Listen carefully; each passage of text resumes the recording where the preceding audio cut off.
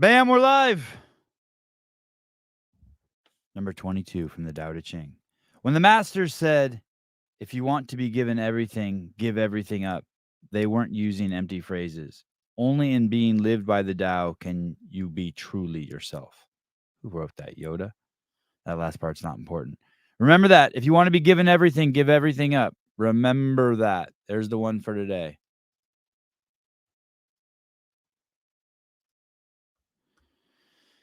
If you want to be given everything, give everything up.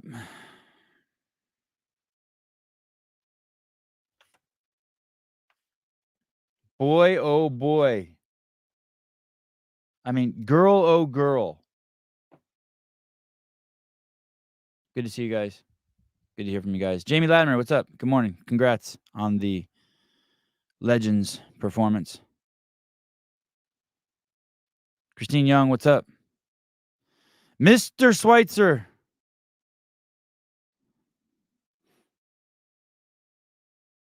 I was at the NorCal Classic. Oh, damn. I forgot to mail out the hard drive to Patrick Rios. Son of a... Good morning, Sleeky.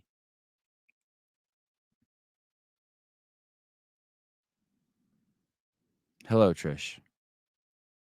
Augustus Link, hi. Mr. Ears. Symmetrical or not, I do not judge you.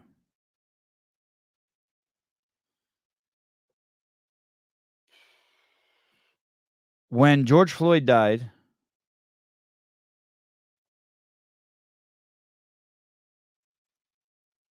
the outcome was a hyper focus on skin color, the defunding of police, bunch of irrational shit, and the outcome was shitloads and shitloads of unnecessary black on black crime skyrocketed. 365 million stops a year the police make. 365 million. 12 unarmed black men were killed in 1 year. More unarmed white men were killed. But Sevi, there's a disproportionate amount of more whites than blacks. It doesn't matter. How can it not matter, Sevi? Well, because crime is also disproportionately committed by people of dark skin. Skin is a correlate, not a cause, unless you're a fucking idiot. The actions that ensued after George Floyd died were horrible, and they were horrible only for one group of people, the people that it was supposed to protect, people with dark skin. Their businesses were burned down. Police retreated from their neighborhoods, and over the next year or two, fucking black men were slaughtered at a higher number than any group. Morons like Sean Lenderman say things like Tyreek was assaulted for being black and still went off hours later. I haven't looked into the case, but I guarantee you was not assaulted for being black. By the way, I looked for the fucking video, and you can't even see him. I haven't seen the video of him being thrown to the ground. It shows him standing and then on the ground.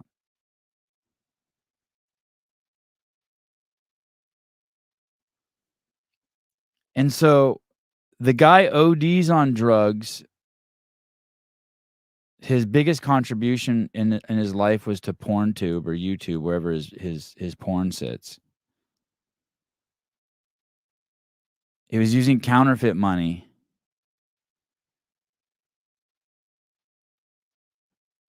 And yet the only the group that was saying making all the changes caused more problems. The exact opposite happened of what they wanted, right?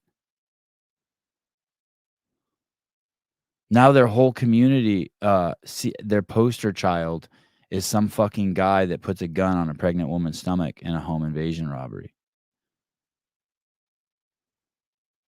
Instead of it being Ben Carson or...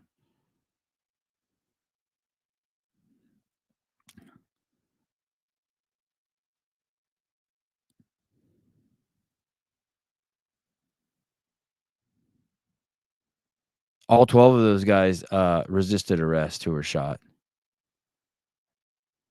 We give those guys guns for a reason. When I listened to the Lone Ranger podcast yesterday, I could not fucking believe. I'm so curious what Hillary's gonna do. I'm not gonna really get too into the podcast now because I'd really like to piggyback. If Hillary's gonna do something, I'd like to piggyback off of that. But holy shit, it reminds me so much of the fucking George Floyd incident. It's just a bunch of fucking nothing. Holy shit, it was fucking bad.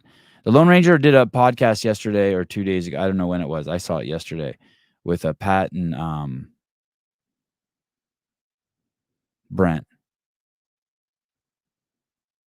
Man, it was fucking bad. Holy shit. Those guys those guys those guys are, man, it was a mess. I will say this.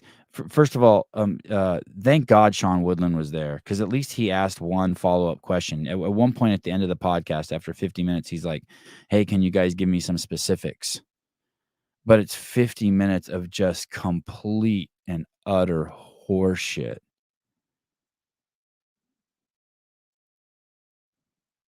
They don't say anything.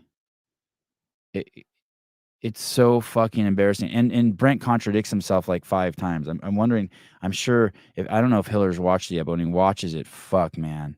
Brent should just super glue his fucking lips together. Every time he talks, he just gets dumber and dumber. And poor fucking Pat getting drug along for the ride. You should at some point, I'll go through the podcast, but, it's fucking comical to hear them explain Brent's, fucking lie, which they don't even explain. They don't say anything, and by that, I mean they don't say anything. It's just more of, "We want change and transparency." At the end, Sean does say, "Hey, can you give me some specifics?" And the specifics are so piss poor. One of the specifics he gives about them not listening to them is the ropes, and, like, that one's been fixed. It's just so bad. It's just more of nothing. Those guys should not those guys they're only making their case worse. It is absolutely fucking horrible. And Tommy should find a fucking another job. Tonto should find another job. You absolutely suck at what you do. How do people get away with telling you shit, without you asking a follow-up question? I was at that house during the scene of the crime. Okay, what time were you there? Well, 6 years ago. I mean, don't you think that's fucking important, a follow-up question? At what time? What room? Where were you standing? He can't even get them to say that they were at the house. It's so bad. It's so fucking bad. Anyone who's ever accused this show of being propaganda, at least there's a shitload of follow-up questions and there's so much fucking meat at on the bone that you can just attack. We put it all out there. Here we go. This is what we're thinking. This is what we're saying. Uh, Paul Desmond, no, fuck that. Not poor Pat. Give that shit up. He's fully on board. He's not innocent bystander. I know. I hear you. He is fully on board, but I just feel sorry for him because he doesn't know how to tiptoe out of the room. You're right, but you're right.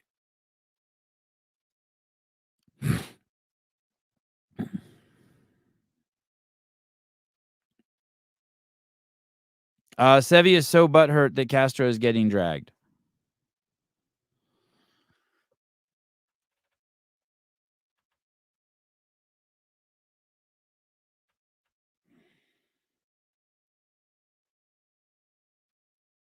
I don't think that's accurate. I don't think I am. I don't know. Asking like when I'm tired, I get the only thing is sometimes I get tired, like exhausted. I can't really explain it. Not like tired, like sleepy tired. Not like that kind of tired. Just about I just get tired, like exhausted. But not today. Boy, today I'm not tired. Yesterday I was a fucking mess. Pat said they were under an NDA. That's why they didn't tell a board member what happened in the meeting he missed. I know. No, Brent said that they were under an NDA, which I'd be very curious. Did you ask them to sign the NDA, or did CrossFit ask you to sign the NDA? And then second of all, hi, Sarah, siapeptides.com. I think I'm gonna. By the way, I think I'm about to start using some BPC 157 again. And some other stuff that I can't tell you because I don't want to get. I want to keep my options open to do the open. Pat said that it used code word Sevon or Hiller to get free bacteriostatic water. Pat said they were under NDA. That's why they didn't. No, Pat couldn't say he was there. I love the reason he gave. Brent must have not invited me to the meeting because I had kid brain. It's like, dude, stop fucking lying. He fucked you.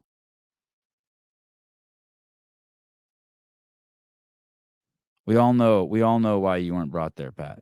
And if you don't know, just make something up in your head and you're probably right, guys. It'll be better. You can make shit up and be closer to the truth than anything you heard on the Lone Ranger podcast. I'm tempted. It would be fun just to watch it with you guys.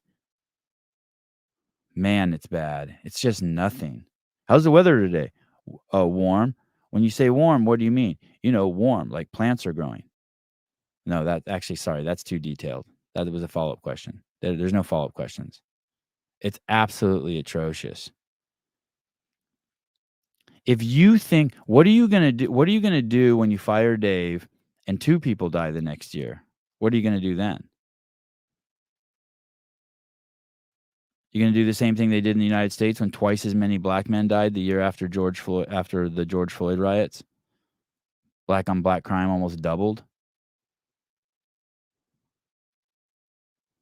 You know who's going to get hurt by all this? The athletes.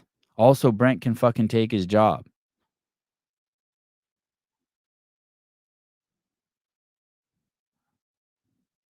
It's fucking crazy, man. They are fucking absolutely batshit crazy. No, it's just like a kid throwing a temper tantrum. One thing we learned is the 8 people are making all the decisions for the entire athlete group. That is not representation.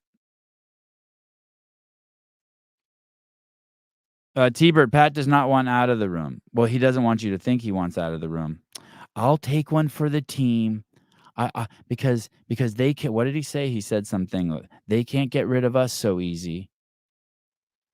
And this fucking endless, like, hey, you'll be punished. Well, how will you be punished? Well, you won't get open to you won't get invited to a open event. And this thing where they say, hey, they know people who've been programmed out. That's Matt Fraser's story. Matt Fraser, who is admittedly known and has spoken about making stories up about people being against him because that fuels him. That's the guy you're using where you give these ambiguous fucking statements like Brent was saying, like, there's people who've been programmed out or whatever he said, insinuating that somehow if you upset someone, Dave's going to program, like if Yellow Host upsets him, he's not going to put any running in the game. Shut the fuck up. You guys got nothing.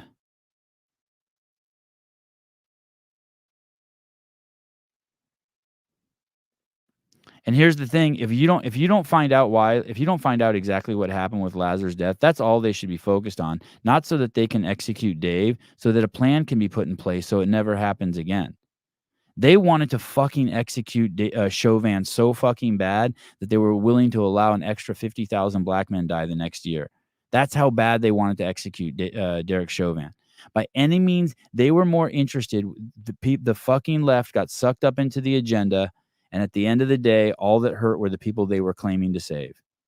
And they claim that they're somehow fucking interested in justice.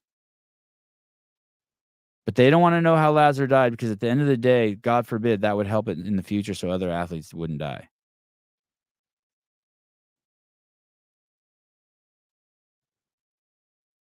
The Halpin interview with Woolley wasn't bad. It was actually good. I thought it was really good. There's a couple things. Halpin switches Lazar's name and Luca's name a few times. That's fine. Everyone does that. I do that. He got some times wrong. And then he said the Garmin works out of the water and that's not helping anyone. But there were tons of reports. At least a half dozen people told me that they saw Jeffrey Adler doggy paddling, or if you were doing the breaststroke, your Garmin would stay underwater. And so, especially if you're tired.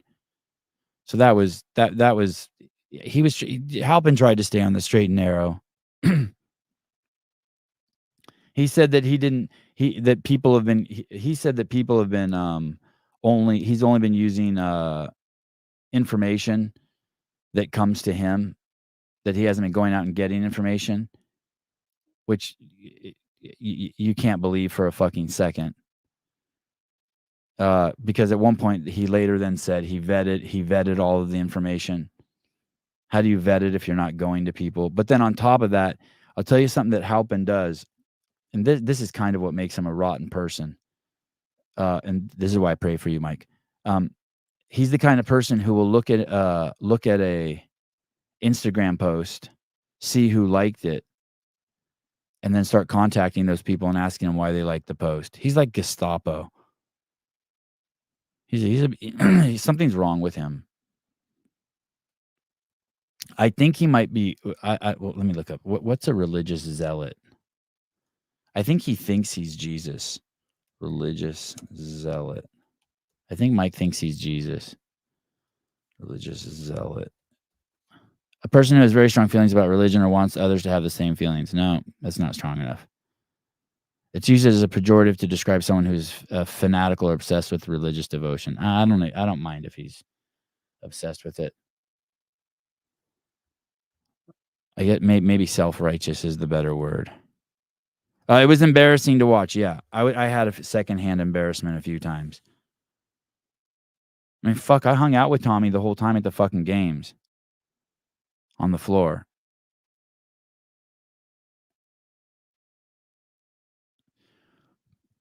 And the thing is, if you want to say that I'm biased, at least I admit I'm fucking biased. It's so obvious Tommy's biased, but yet he's trying to parade around like a journal. You know why he's not asking follow-up questions? Because he's scared.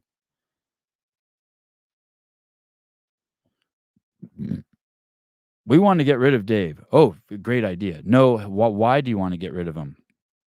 What do you think is going to happen if you get rid of him? What if you get rid of him and more people die?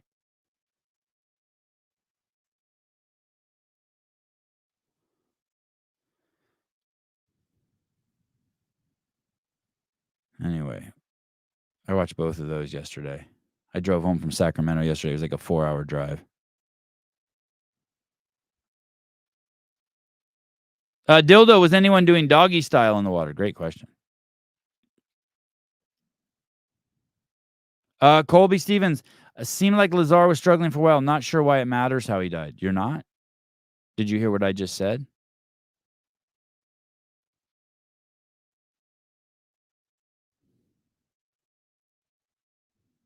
I'm just curious if you heard what I said and you still don't know, or you just came onto the show.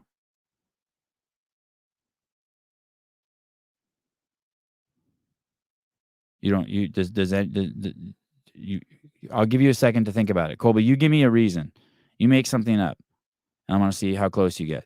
Seemed like Lazar was struggling for a while. Not sure why it matters how he died. I know why you think. I know what's stopping you from thinking why it mattered why he died. You think it mattered? You think it mattered how George Floyd died?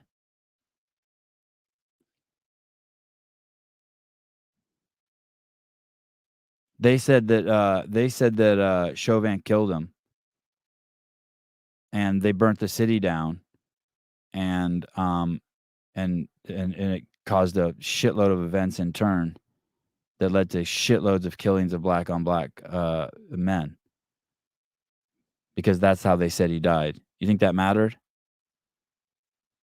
What if he would have OD'd on fentanyl, which he did? He had 3 times the lethal dose in his body. If they would have found him with 1/3 that dose in his house, it would have been considered a OD or suicide. Do you know why that mattered? Because then maybe they would have been like, hey, we got to close the border, instead of burn down thousands of black businesses. Why do you think it matters? Come on, Colby. Come on, Colby. Why does it matter, buddy? Why does it matter?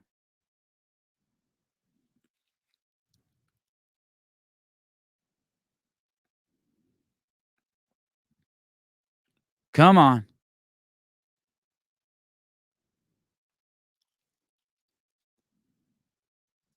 Tia the 6, you whore.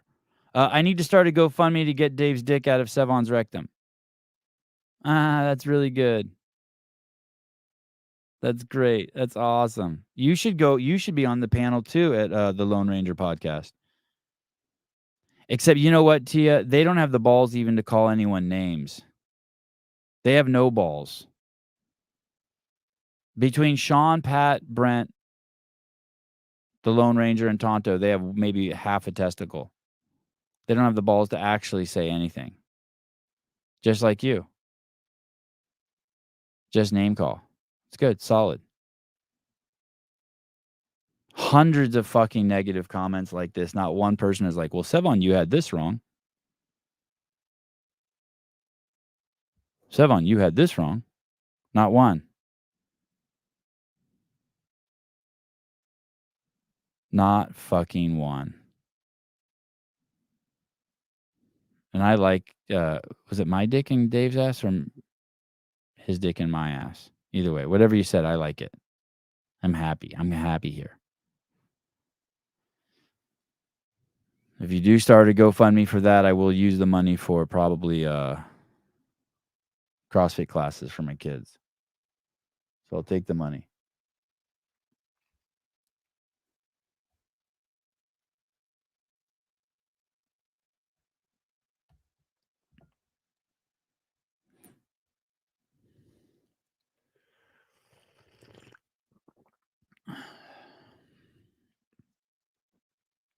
Either way, you're winning. Okay, good. Either if I have a dick in my ass or if I have my dick in someone's ass. Good. All right.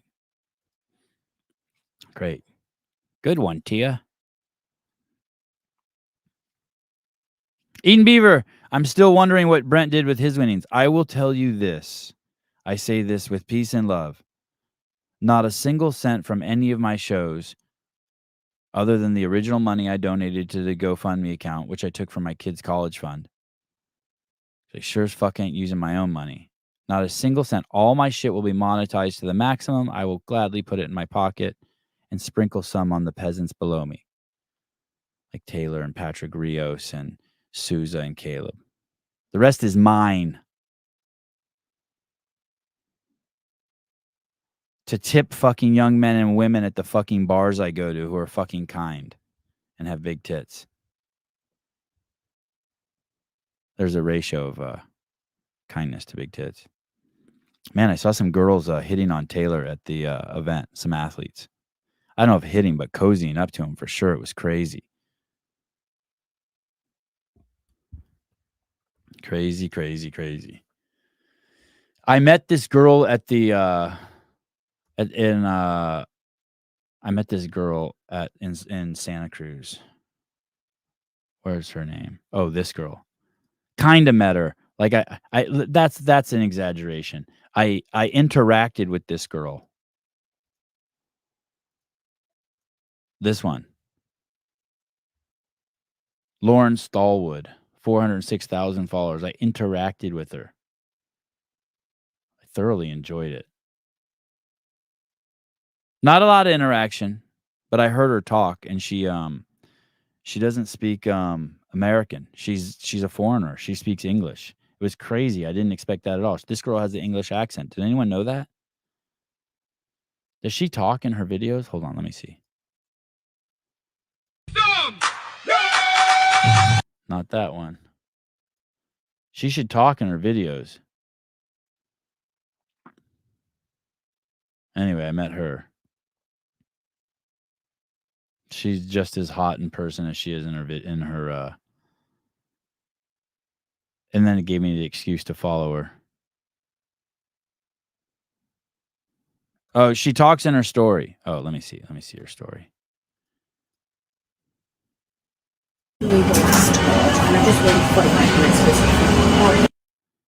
She waited 45 minutes for a coffee at Starbucks? That's too long. Let me see. I think I met. Okay, wow. The weather in San Diego is like legit perfect.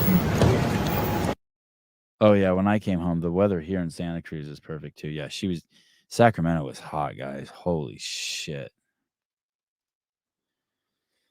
She lost me at Starbucks. Fair enough.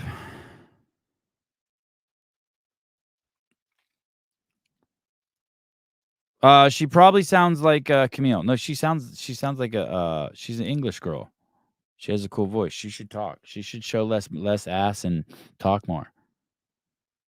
Like maybe like reduce the ass by like 20% and add 20% talking. Broaden out on her value. Have you booked Stu yet? No, Stu's cool as shit though.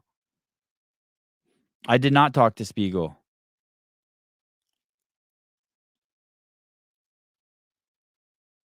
It was fine though. I was really uncomfortable on the podcast when Taylor kept bringing up that. What did Taylor say? Taylor said that when she farts in the water, it calls whales. That threw me for a fucking loop. I don't really embarrass easy. I was embarrassed. I don't know when Spiegel's coming on.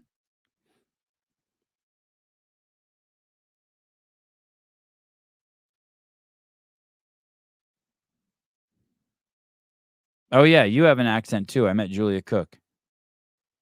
You have an accent too. That was great meeting you. Fuck, you're amazing. Another hot girl I met there. I was the venue's really fucking intimate. It's like small, right? So like there was like, there was tons of times when I was standing like right next to Danny, and it's chill. It's not awkward at all. It's fine. I assume she knows who I am. I know who she is. It's not. She doesn't seem uncomfortable even a little bit. It's not like weird, like you might think it would be. Like the first time I saw her, wherever I saw her the first time, I don't know if it was West Coast Classic or whatever, wherever I saw her, I thought it might be weird, but it wasn't. We're both we're both chill. She's very chill. She's relaxed. But there was this one day where we were waiting for the event to start, and we were underneath some trees, and she was like 2 benches down from us, and I didn't know it was her, but I couldn't see her like torso. All I could see were her legs, and I kept looking over and looking at this girl's legs, and I was just staring at her legs, and I must have stared over at her legs like, I don't know, let's say 5 times in 10 minutes, and then I finally saw a little boy walk over to her and ask for an autograph, and then I'm like, oh shit. So then I kind of changed my angle so I could see the torso and the head on the person, and it was Danny. So I'm guilty of checking out her legs. That was kind of cool. I like that. That was a fun moment. She's really cool to look at. There's no doubt. It's like I've told you guys before, it's like the Grand Canyon. She's kind of one of the wonders of the world. I wasn't perving on her legs. I wasn't like in my head like thinking anything. I was just looking at them. I don't really perv out on people. You know what I mean? I don't I perv out on my wife, but I don't really I never am like I don't visualize really ever in my life, except for when I'm in bed at night. Like when I'm laying down, I'll visualize lights and shit like that. And I'll see stuff then.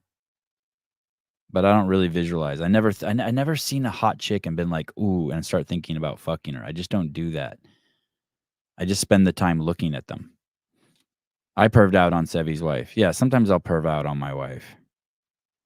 Especially if she's asleep. Yeah, I'm more like a tourist. I look at girls like I look at like skyscrapers and shit like that. I mean, I look at dudes like that too. I mean, yeah. I've fucking Stu's got a ginormous back. I stared at Stu's back a shit ton. It's fucking crazy. Who else did I stare at a lot? There were a lot of insane bodies there.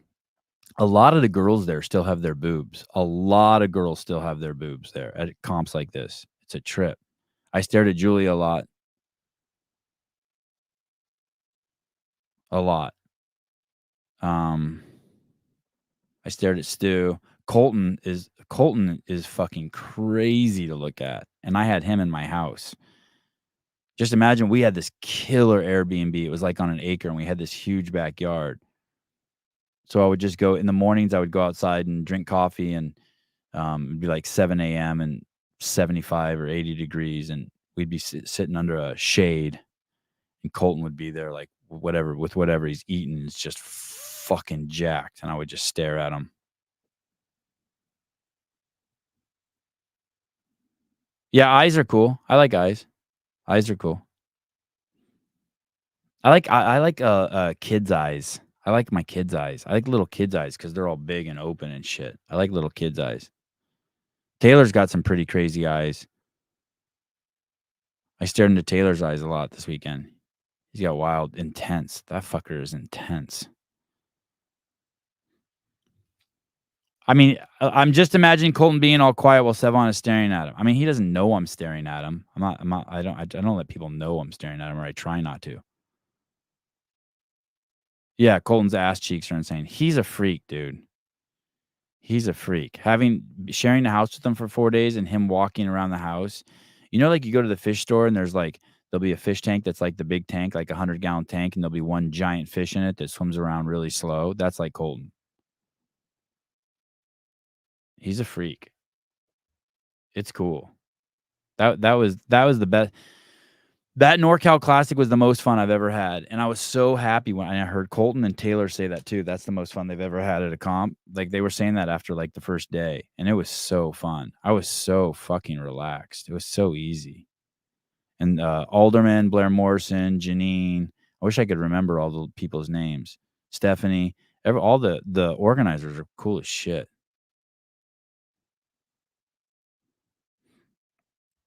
Yeah, and Colton and Taylor have a really fucking trippy, cool relationship.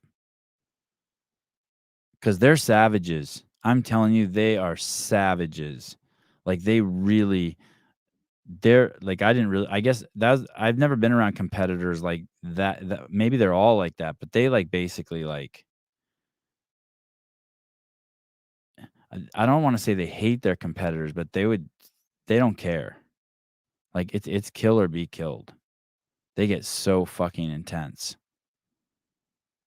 And Colton's confidence is like through the fucking roof.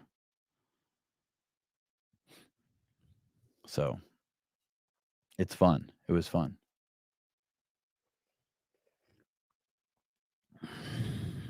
I wonder if Hiller's posted anything yet. What I'm kinda hoping is that Hiller will post something. There's so many fucking ridiculous things. Ass pounding, the Lone Ranger podcast, and then I could piggyback off of it. You know what I mean? Like, I want him to, like, make something. uh I think he got home at some fucked up hour, like 5 in the morning. I think he had, like, 2 flights and a red eye.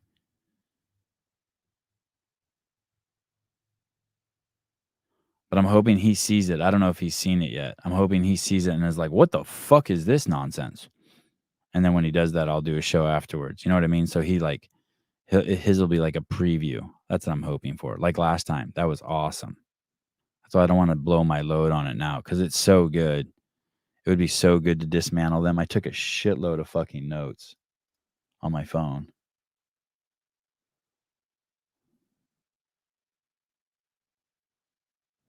Oh, what is this?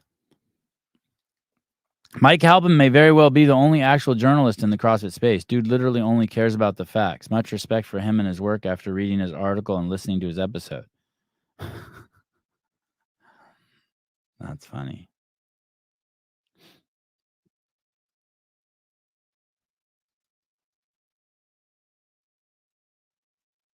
All right. Mike Halpin, the only journalist. Mike, you're the only journalist in the space. Is that a compliment? Anyone? Anyone? Is that a compliment? Natalie Fleming, I broke the ice on the Lone Ranger live chat, and then it unleashed. Made me happy, even though it wasn't actually live. Someone was pointing out to me that they had 3,000 views with not a single comment before the comments started pouring in. I wonder if they blocked the comments in the beginning. I came home, and the first thing my son did, one of my sons, Ari, my youngest son, runs up to me and hugs me and goes, "Hey, we've had to use soft toothpaste since you left because you took the Matuthian. Can you pull that out first?" I was like, "Holy shit. How can you not?" Like, that's it. That's the endorsement. That's all I need. No fluoride, great for your teeth. How is anyone not using Matuthian? How are you not using Matuthian? Do you dislike Woodland? Do I dislike Woodland? No, I don't dislike Woodland. I don't know. It's weird to ask me that question. I don't know if I. By the way, I liked your word dislike. If you ask me if I dislike anyone, I feel like my answer would always be no. I think I need the question rephrased. I don't want to state it as a fact. Really, I'm trying to think if there's anyone like I just dislike. I definitely don't dislike people who dislike me. Like, that wouldn't be a reason for me to dislike someone. Do you disagree with Woodland? I don't know. Those guys just don't ever say anything. But I will tell you, after watching the Lone Ranger podcast, Sean was the only one who asked he asked one question at the end. I was like, thank God. Thank fucking God someone's going to ask some fucking questions. And I was reading through the comments, and there's like even hate for Sean for asking the question, like somehow because he asked one real question that he's on the wrong side. Does Matuthian do subscriptions? I would hate to be caught without any. I don't know, but I'm going to order another jar today.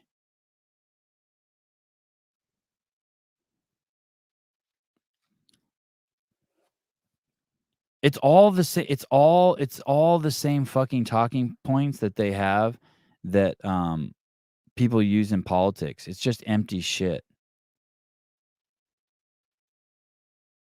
And then if you did, if a few times, if they did dig and get too close, they're like, well, we can't say anything about that yet, or we're not going to tell you our plan. Dude, I'm going to tell you exactly what's going to happen. Next year, the games are going to happen, and you're going to sign up for them, and you're going to do them, and we're all going to ass pound you and laugh at you, and you're going to be the laughing stock of the fucking event. That's it. Nothing. That's exactly what's going to happen. I was really impressed with the Canadian caller. If you didn't hear Sousa's podcast yesterday, a guy from Canada called in. It was awesome what he said. He said, yeah, I have a fucking plan. Make every fucking CrossFit Ames athlete take a level 1, a level 2, a swimming course, a fucking CPR course. They want regulations? Okay, we'll start putting in regulations. Let's just start fucking just swamping them with shit that they have to do.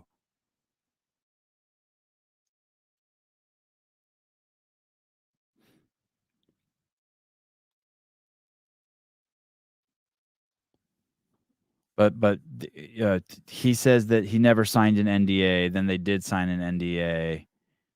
The reason why he didn't tell Pat, we don't know why. All we know is that Pat gave him an out by saying he had kid brain, and they probably didn't want me there. By the way, Pat, that's not true. I don't know if you're outwardly lying, Pat, but you should ask Brent. Why didn't you tell me? You should ask him that, dude. Isn't it funny? Dave misinterpreted the events that he had with Luca, and like a bad game of telephone told the people, yeah, we have his blessing to move forward. And whether you want to think that that's not a good interpretation or not, Luca never said no. He had the chance. And he's being hung, but Brent's being caught in lie after lie after lie, and everything's fine. Everything's fine.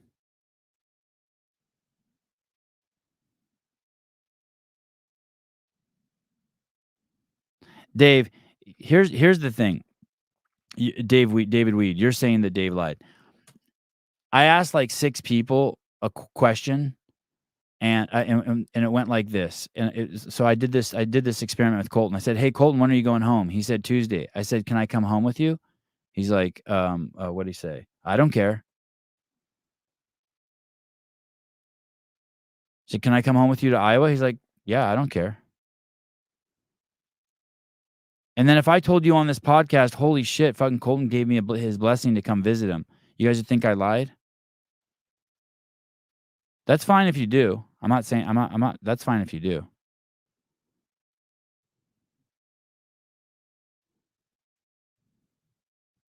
And at the end of the day, um, the athletes also had a choice. Oh, but they had the choice based on the fact that Dave lied to them. Okay. I hear you. I mean, I hear you.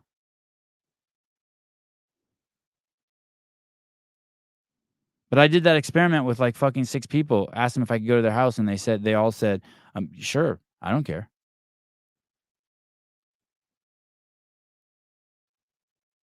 Matuthian code, no, I don't think that there's a code. Sorry.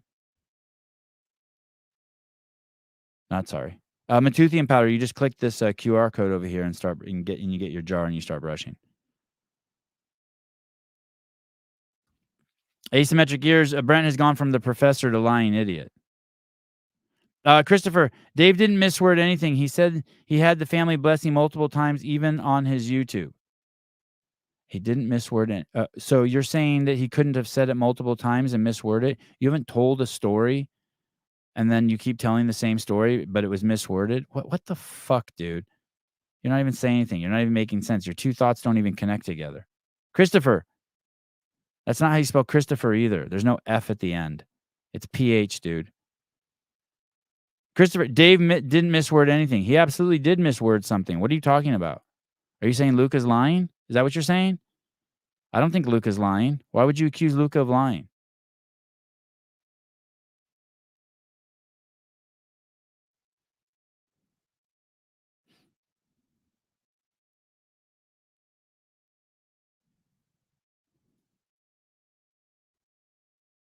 Tyler Speidel. Sevon, please do Dirty Job episode on Colton's pig farm where you do chores with him. Oh, that would be awesome.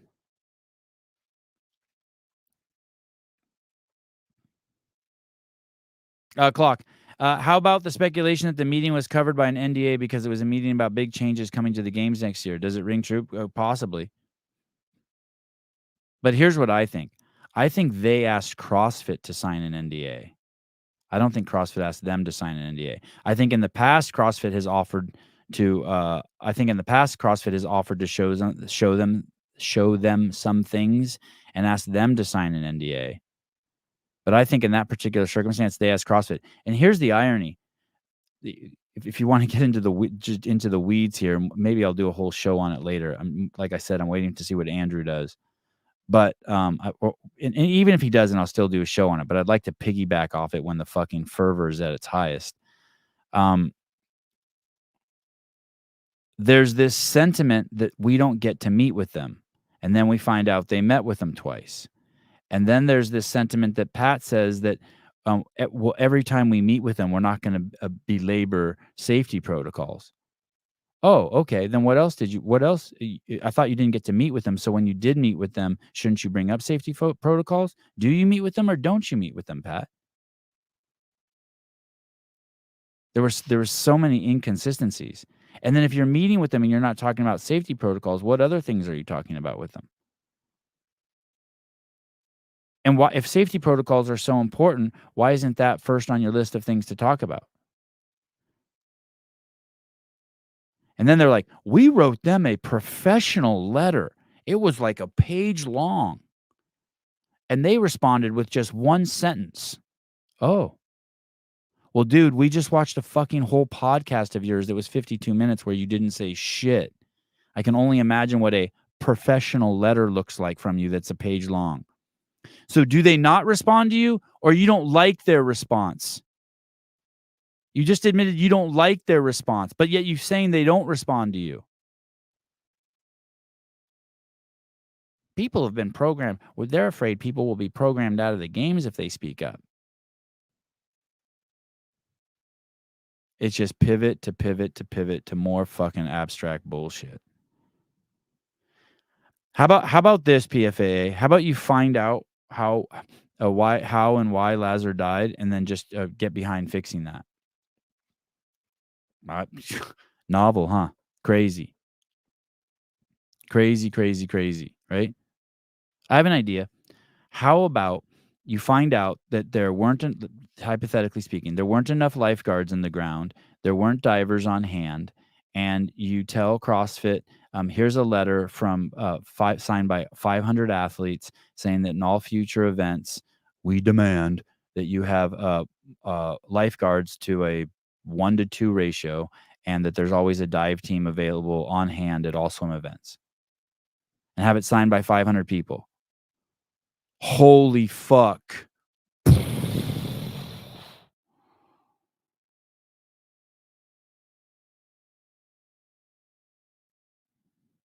Wow.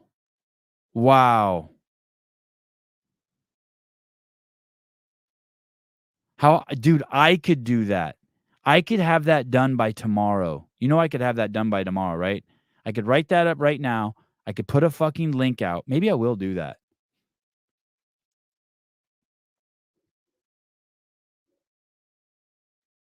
Any athlete that's out there listening to this, why wouldn't you nominate me to be the head of the PFAA? I have the fucking best relationship with CrossFit out of anyone. I've done more for the athletes than fucking anyone by far. There's not even a close second place. Why don't you nominate me? I'll do it for $400,000 a year. So we'll allow 1,000 people in, and you guys can each give $400, and I'll go fucking hard for you guys. I'll make sure that there's oxygenated water at the finish line. Fuck that stuff with microplastics in it. I'll make all the water bottles will be glass, and I'll make sure that there more lifeguards in the water and a dive team. I can get that for you next year, like this.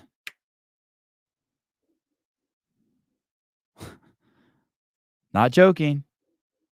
Eden Beaver, I'm starting to think the Masters is where the connection between affiliates and the games are. More families, more L1, L2, and box owners in the competition. Oh, my dog's barking. I wonder what's going on. He doesn't bark usually at this time. Daniel Wynn, have you seen Marco Cappolo's latest video? I don't know. I didn't see his sixth one. I heard he went off the rails in his sixth one. I didn't see his sixth one. I just watched the ones that Hiller put out.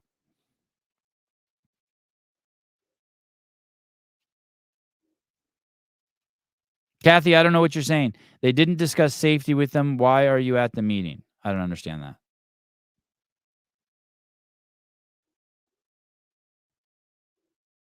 Why don't you have Pat or Brent on the show? I don't know. I don't know why I don't have Pat or Brent on the show. Why would I have Pat or Brent on the show?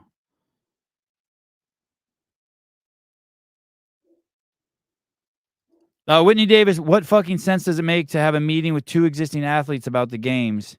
You can't have athletes making suggestions about about what the competition needs to be doing. Dude, Brent wants Dave's job so bad. He thinks he does. He wants to be the programmer for the games. He wants to program the games. It's like his dream. That's all this is. I'm open to being wrong, but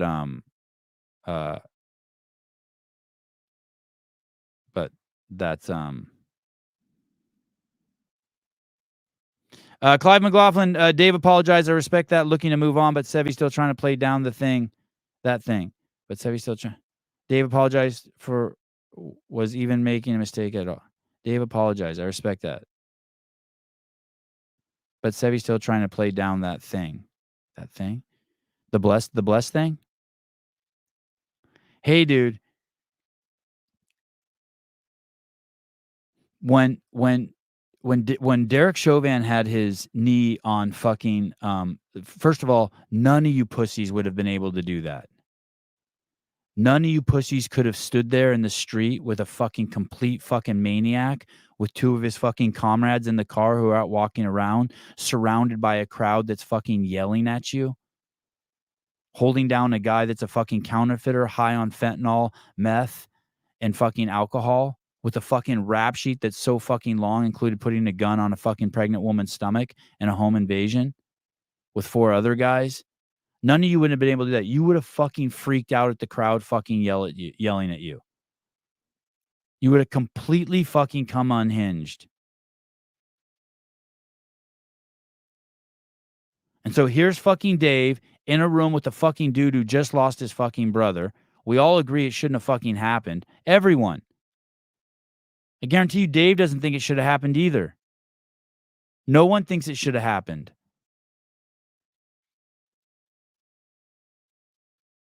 Dude, listen. Listen, Clive, I just want to say this. There's people out there in the mob that are so stupid that they think that whatever that line was that Luca posted, that it's not your decision anyway, that was somehow like a rude thing to say the way he said it, because fucking English is Luca's 18th language, and somehow he fucking, at best, Luca misunderstood it. At worst, all you other idiots misunderstood it. It was clearly fucking Dave trying to realizing that he probably shouldn't have asked him because of Luca's response, and he was trying to alleviate the fucking stress off of him. That and I think Dave fucking acknowledged that in his I shouldn't have put it on the family. And so if you don't think somewhere in there that he got that Luca gave it his blessing, that somehow it came out of there, then you're fucking crazy. You have no idea what it's like to be in a fucking situation like that. How intense it was in that fucking room. What does them firing me have anything to do with anything? That's the part I don't get. People write shit like this, and I don't fucking get this. You have to understand, I am not like you guys. Half of you are fucking completely, hi Mel, half of you are completely fucking retarded and only do things based on reaction of what you're supposed to do.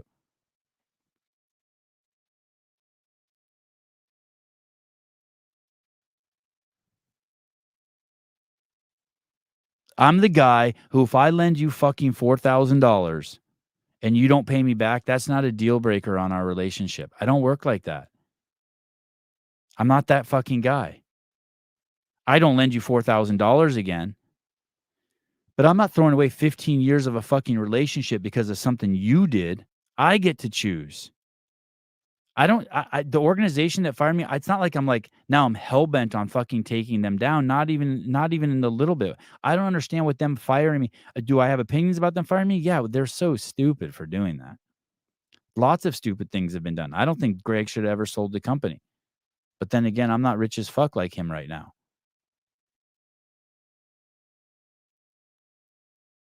And I'm not going hard. I'm just fucking using logic and common sense. I'm not going hard at all. Well, I'm going hard, but I'm using just logic and common sense. I'm not nice to people because people are nice to me. I'm nice to people because I want to be nice. I'm not mean to people who are mean to me. I don't work like that. I'm not controlled by that. I'm my own. I have like fucking crazy personal accountability and responsibility.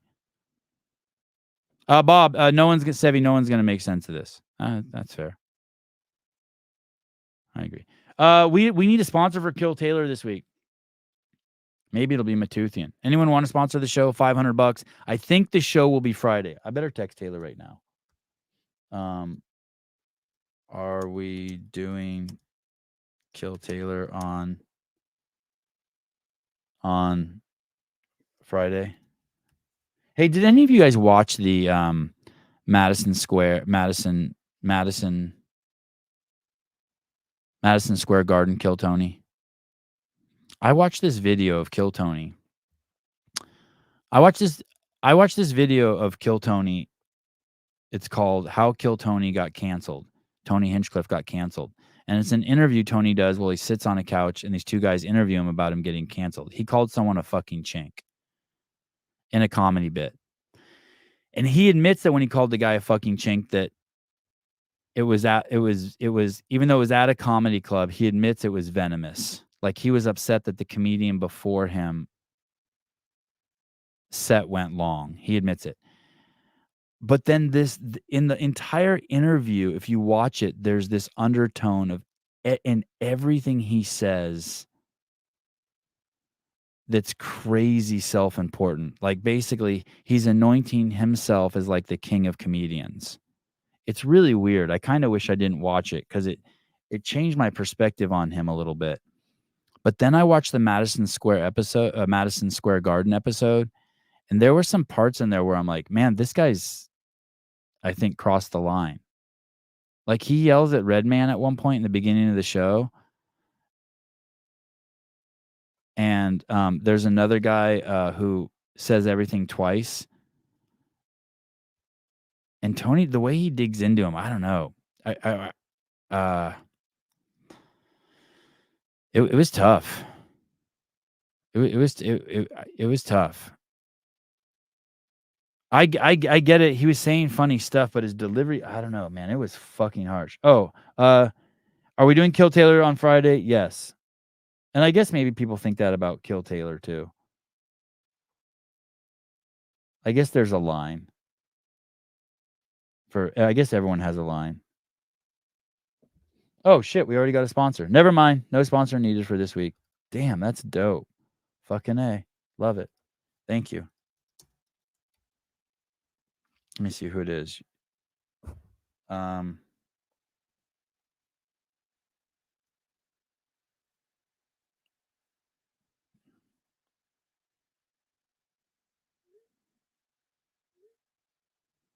Cool. Shit, that's awesome.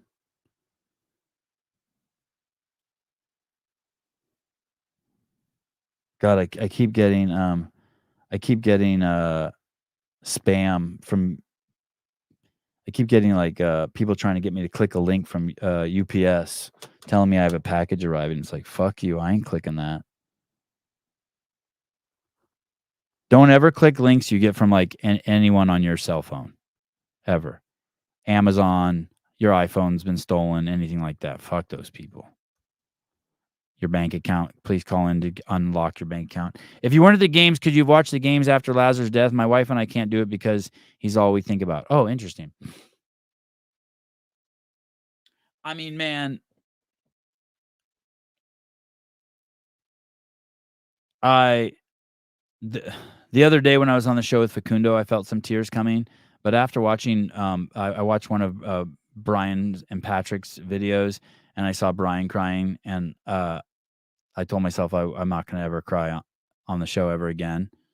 So I just warred with it. Yeah, I mean, fuck, I get it. If you think about him, start thinking about him, you fucking break your heart. Oh, awesome. Awesome, awesome, awesome. Oh, this is cool. This is our sponsor this week for Kill Taylor. Yeah, I get it, McLefty. I ain't hating. You ever seen that? Damn, this is a cool Instagram account.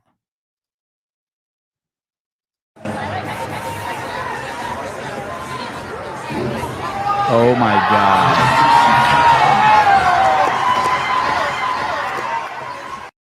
I can't even deadlift that. What is that? What are 345s? Is that 305 or 315? Plus 50? What is that? Who knows what 345s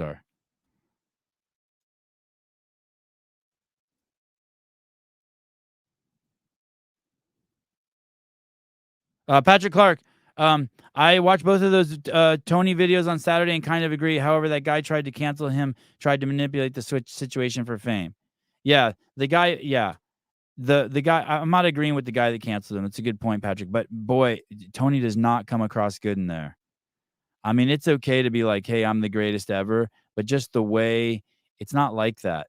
There's like a you have to kiss my ring. I mean, I think I'm the greatest ever. I don't fucking require anyone to kiss my ring at all. And there's a total kiss my ring kind of like take a knee. And it kind of ruined him for me because now every time I think about him, this is crazy. How much is this? That's 365 front squat. Jeez Louise. So this is PackFit. I'm not sure what they are. Let me see this real quick. Performance and fitness coaching in person and remotely. Our goals to motivate and educate and inspire you to live a healthier lifestyle. Looks like they have tons of masters athletes. You know what's this girl doing?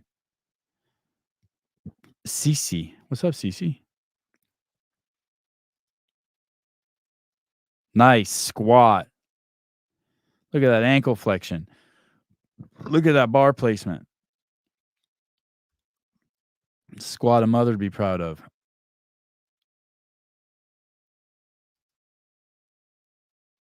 Look at even the 55 women have cabooses. Jesus criminy.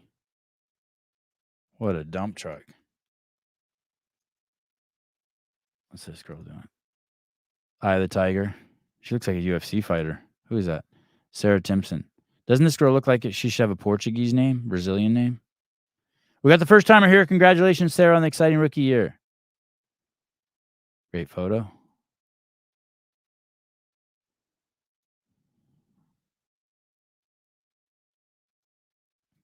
God, I got to teach my kids to do that. Every time the cool thing about having kids is anything I want to learn, I can just project onto them. Look at this.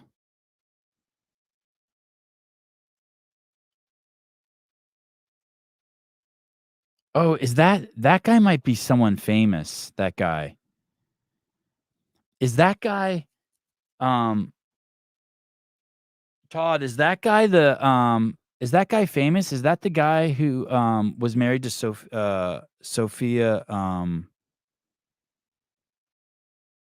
VR? What's that chick's name? She used to come to the games. Is that the guy that played the wolf in that movie? The Wolfman or something? Remember like 10 years ago and him and his fucking crazy famous wife would come, Sofia Viarga would come to the event in SoCal? Is that him? Is that the guy? Anyone know who I'm talking about? Did that guy have cauliflower ear? That guy right there. The brunette. Patrick Clark will know. Let me see if I can get him. This guy. There was this guy. Is this guy famous? Was he married to like Sophia? What the fuck is that chick's? No, that's not him. Oh, okay. Oh yeah, Joe Magli or something. Joe Maglioli or something. Yeah.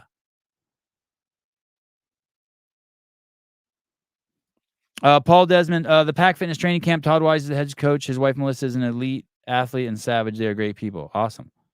Oh shit. They just saved Kill Taylor this week. Everyone go give him a follow. Bam. Just like that. Oh, look, you guys already follow him. Paper Street Coffee, Tom Guerin. Oh, this guy's family. This guy's in the family. There was a comment up here I wanted to this. Sevi, I'm going camping with a stranger. Okay. Maybe you should text me with a little more information, like where you're going and when you'll be home. You know? Oh, Vergara, Sophia Vergara, Joe Maglioli. He looks like Sevon on CA Peptides. Hiller said to me 3 times in the house, or 3 times this weekend, like we would see some buff dude who kind of looked like me, and he'd be like, "That's what you would look like if you worked out." I'm like, fuck you, dude. I mean, I didn't say it out loud. That's what I thought in my head. Fuck you, dude. I work out. Do 2-a-days. I'm a 2-a-day guy. Yesterday, I hadn't worked when I was at NorCal Classic. I only did 1 workout when I was there. I did it in the 100-degree heat. I went in the backyard. I set the interval timer at 30 minutes, and I did 20 air squats and 15 push-ups on alternating minutes. So it ended up being like 200 push-ups and 300 air squats in 30 minutes. It was easy. It was easy. Breathing in the hot air was weird, but it was easy. But that's the only workout I did. But when I came home, I did a really pathetic workout. Yesterday, I got home. Of course, what did I do? I jumped on the assault bike. I rode the assault bike for 20 minutes. That's when I watched Halpin and Woolley. at 1.5 time. Oh, I'll set you up with Sousa. I will start a thread with Sousa. And thank you, Todd.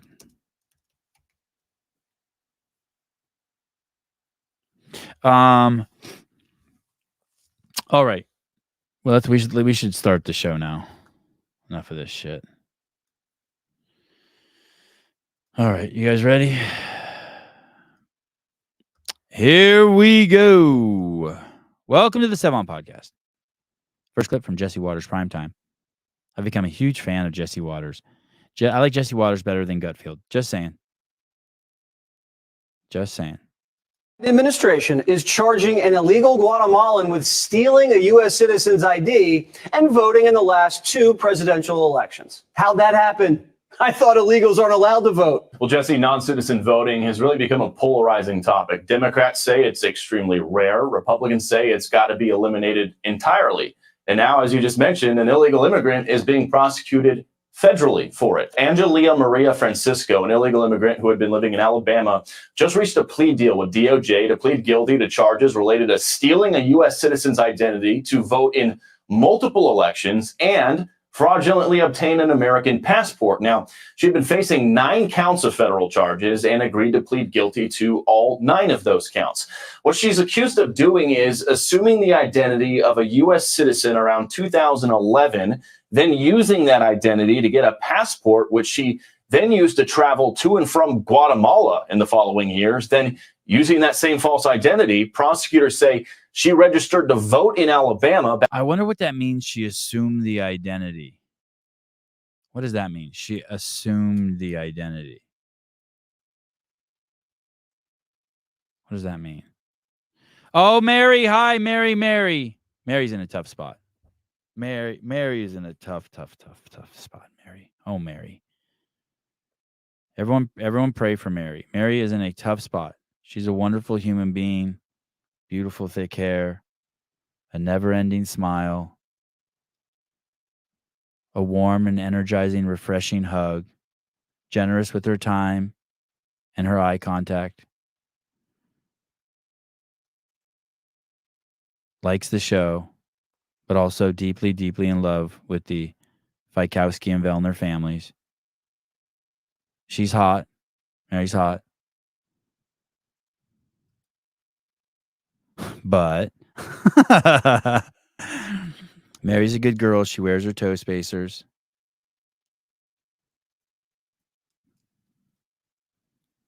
Mary's caught in the middle of a family feud. She's not sure who to have dinner with this year at Thanksgiving.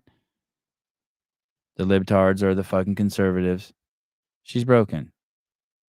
Everyone pray for me. I take the compliments. Sorry. Everyone pray for Mary. Be glad that you're not as open-minded as Mary, or you would have friends on both sides of the aisle also. She's a special person. Positivity Fit Adventures. We will sponsor Kill Taylor for $500. No shit. Positively Fit Adventures. Is that Adventures for Dogs?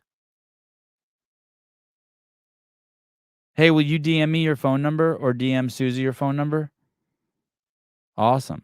God, you guys are great. Thank you. That's really cool. Positively. Let me see this. Adventures for Dogs. So illegals are just fucking scoring. I wonder how many there are like that. 10? 100? 100,000. Positively. I see positively well. Positively.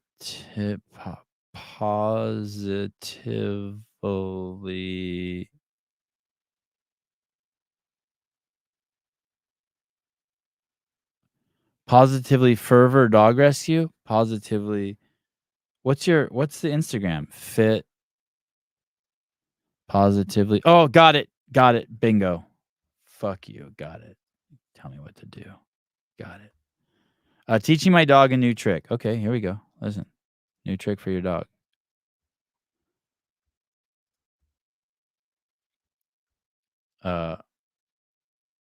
Fuel your passion, embrace the journey, and stay positive. Brandon and Nayla Bear. Oh, that's Bear's first name, Bear Hanlon, the guy who owns Born Primitive. Teaching my dog a new trick, closing the door.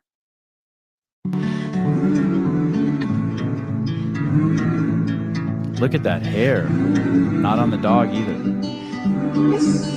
Oh, shit. Wow, that's a smart ass dog. Yes.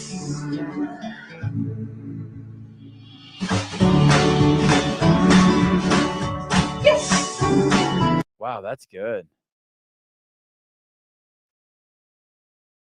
Oh, then you get the whole bowl. Oh, I like this. So we spent 15 minutes and got to this point. Even fully trained dogs need training sometimes. Boy, that dog looks like a fucking handful, doesn't he? Look at that body. You know that dog fucking can go bonkers.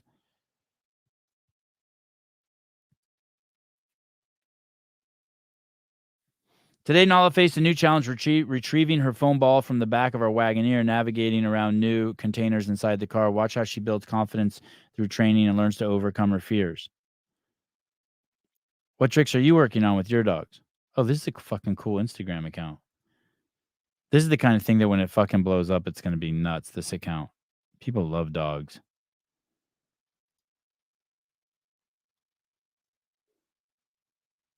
I used to make Avi jump from the hoods of semis. What's this? Oh, wow. Oh, that's cool. He's shooting with his dog.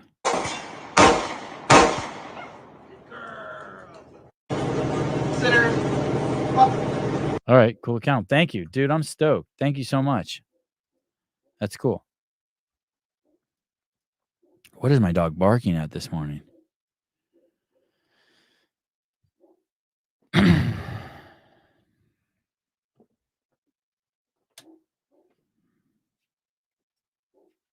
Ipodicus, I had 3 dogs with me at NCC. Jeez.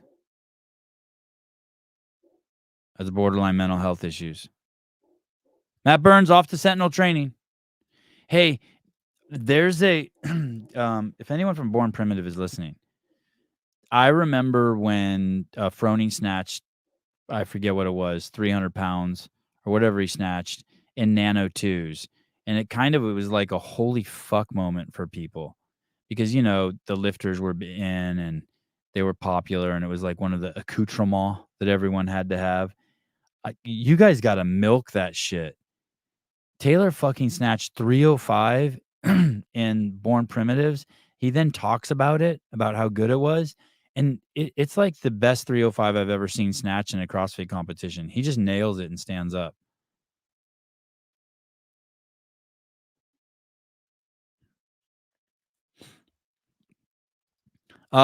The dude, I'm willing to bet Brent met with CrossFit to get a job, which would hinder PFAA's legitness and didn't tell anyone. That's why he glitched last week. He got scared. Yeah, maybe. Maybe.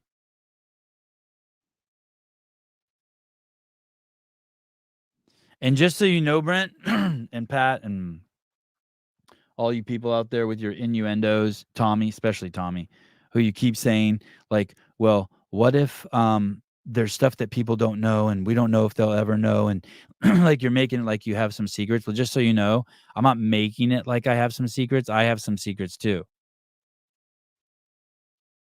I got some little some stories myself saved up. You know what I mean? I haven't thrown all my hand grenades yet either.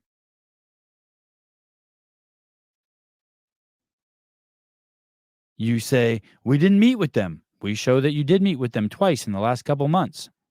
You say you didn't sign any NDAs. Now we have you saying you did sign NDAs. Got a list of like 20 of those in my secret book. You keep going on podcasts and you keep lying, dude. How many times do you think you and Pat lied on that podcast? Honestly, Brent, make a post about it. How many times do you think you lied on that podcast? I know 3. That I'm saving. Every time you open your mouth, it's like, ooh, nah. Not misspeaks, buddy. Not misspeaks. There's one that everyone knows, that everyone saw. You don't even have to know what I know. Everyone knows that you didn't not invite Pat because you thought he had kid brain. How about that? Everyone knows that. That was fucking ridiculous.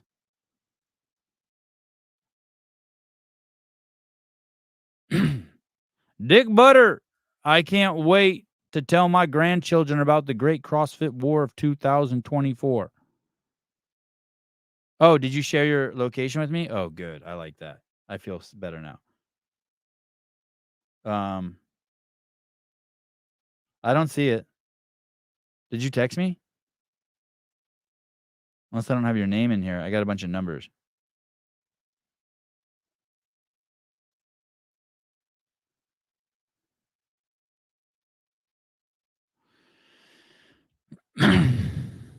Text me. Yeah, that's a good idea. Share your location with me. I like that. Sevon, why don't you ask to interview Brent and Pat to clear things up?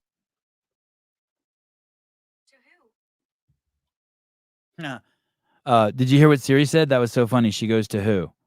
That'll be my answer then. I didn't even know she was on. To who? To clear things up to who? I'm going to go with that.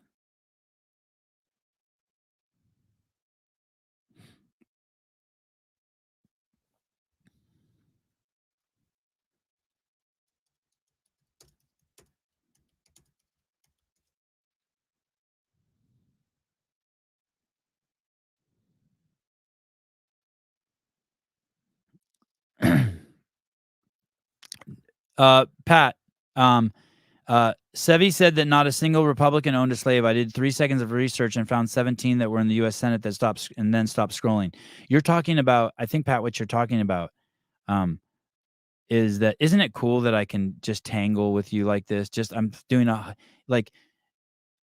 I'm basically tied in the square, spread eagle. And you still can't ever win a fucking single debate or argument with me, as you fucking have all the ammo in the world to attack me while I multitask. Isn't that amazing? I think what you're talking about, Pat, is I did 3 seconds of research and found there were 17 in the U.S. Senate that then stopped scrolling. There maybe are 17 currently who have relatives who own slaves, but they weren't Republicans at the time. Pat, I don't believe. So you got fucked in the ass there. Oh, you just text me the info? Oh, okay, got it. That's the guy? Let me see. I'm going to click and see if I can see your location. I don't see your location. I just hit request location. There we go. Send me your location for the next week. Or someone. Send it to fucking someone. I'd be happy to have it. Although I did, like, what if you do get killed? Then I'd have, like, be involved in, like, have opinions on 2 cases. Dead people cases.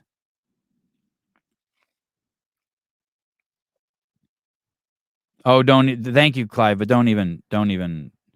It was the Republican Party that passed the 13th Amendment abolishing slavery. It was the Republican Party that passed the 14th Amendment giving black men citizenship. Yeah, we all know. Everyone with a brain knows. Pat's the only one that doesn't know. And to be fair to the Democrats, it was like, I forget the number, but it was just like 1.7% of the Democrats owned all the slaves, or some really low number like that. It wasn't like every Tom, Dick, and Harry owned a slave. Slaves were like Bentleys.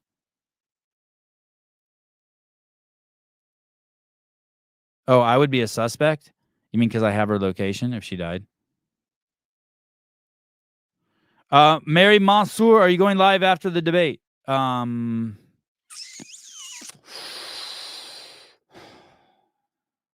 don't know. It's tonight, right? I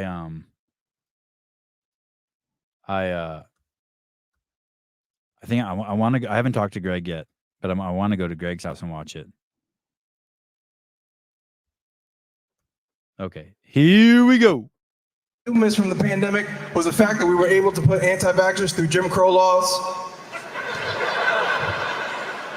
Right? We were like, you're not locked up anymore, but you can't eat here. Right? If you weren't vaccinated, you got treated like a black person in the 60s. It's like, hi, welcome to the restaurant. You vaccinated? No? Well, read the sign, outside and put a mask on because you make me sick. I told that joke to my grandma. She's like, Jason, how could you make a joke about Jim Crow? I was like, well, Grandma, this time I'm a white. The one thing I do miss from the pandemic was the fact that we were able to put anti-vaxxers through Jim Crow laws. It's good. That's great shit.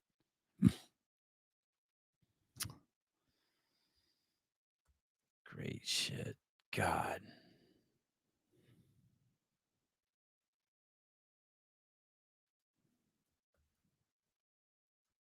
I want to show you something else.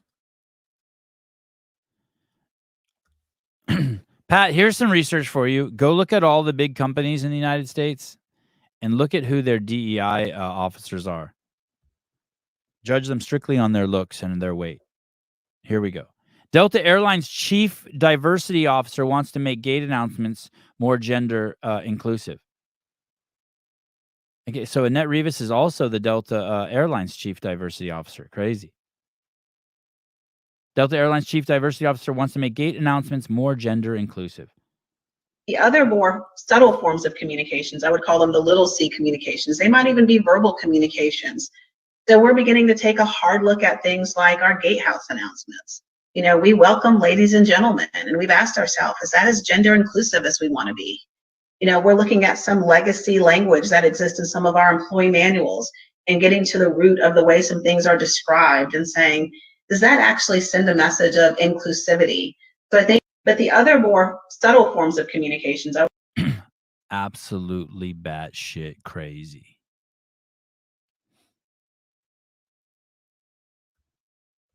Fucking nuts.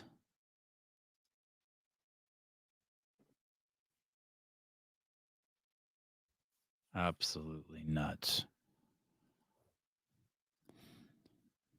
I know what you're going to say. What's wrong with that, Sevi? Let's bend the knee. Ladies, gentlemen, dogs, queers, homos, trannies, children, dogs, cats, lovers of pedophiles.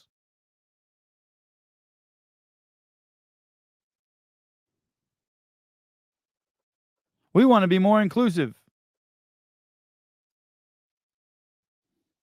Just do it. Just do it.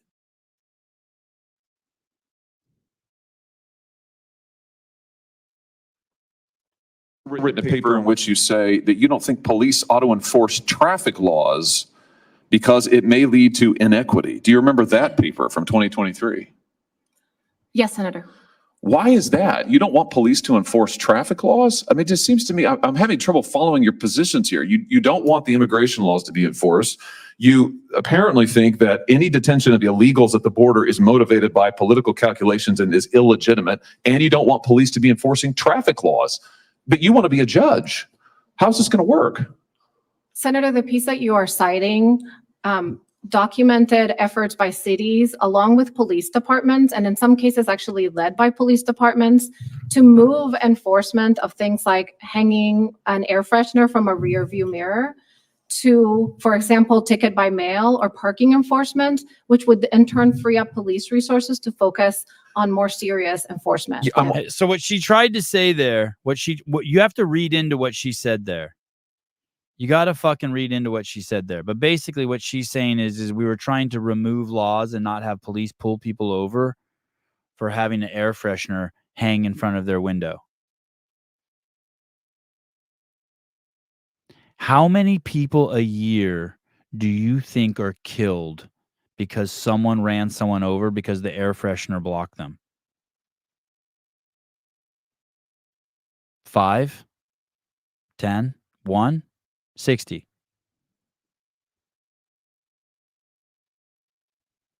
0.5? 0? Well, I mean, dude, you're so fucking predictable. Your algorithm is fucking so simple and clean. Thank you for your algorithm, Pat. You are so simple. 1 is too many, Sevi. Yeah. Bingo. You don't need a fucking air freshener head dangling from your fucking rearview mirror, you fucking retard.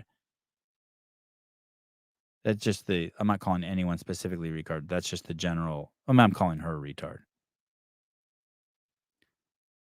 This is the Biden administration, guys. This is Kamala. He basically, I suspect, now I don't hang out with a lot of white trash, but I've hung out with a lot of, Asians and blacks and Mexicans. I don't really know any white trash. I'm trying to think. Maybe Taylor. I wonder if Taylor hangs an air freshener. Let me ask Taylor. But the majority of my black friends, acquaintances, colleagues were the ones, and Mexicans, they're the ones that hung air fresheners. So I suspect what she's saying is that it's unfair to blacks because they hang air fresheners from their fucking mirror. But it does seem something that like they would do in the South too. Let me call Taylor and find out. Or maybe JR. JR only had black friends exclusively for a while. Let me ask JR how. Because JR played basketball. And in the sport of basketball, there's a lot of black guys. Just like DEI, heads of DEI are a lot of fat black women. It's just the way it is, guys. I don't make up the rules.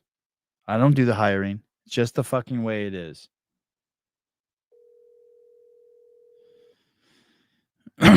Don't hate the messenger, as they say in the hood. Oh, someone just sent me a Bible verse. We'll get to that in a minute.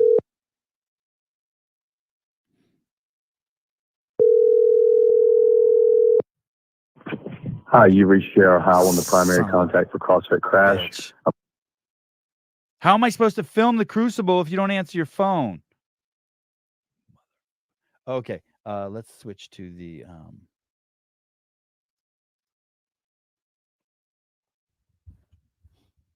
This better be fucking good. The authority of Jesus questioned. 23. Jesus entered the temple courts, and while he was teaching, the chief priests and the elders of the people came to him. By what authority are you doing these things? They asked. And who gave you this authority? Jesus replied, I will also ask you one question. If you answer me, I will tell you by what authority I am doing these things. John's baptism, where did it come from? Was it from the heaven or a human origin? They discussed it among themselves and said, if we say from heaven, he will ask, then why didn't you believe him? But if we say of human origin, we are afraid of the people, for they hold that John was a prophet. So they answered Jesus, we don't know. Oh, good. That's good. That's what I do. Then he said, neither will I tell you by what authority I am doing these things. Oh, shit. I'm going to need this explained to me. This was a reading of the story of Jesus versus the Pharisees, religious leaders. They're trying to trip him up by asking him a hard question. Jesus flips the script and asks them a question they're unwilling to answer because they are unwilling to live out the message they're preaching, and they're afraid of what people will think of them. Ooh, I like that. I'm going to have to reread that. He forces them to show their true colors. They answer his question with a nothing burger. I don't know. Sounds like a politician answer. And because they won't answer genuinely, he refuses to waste time on hypocrites by giving them answers to the questions they're asking. All right, there's your little Bible lesson for today.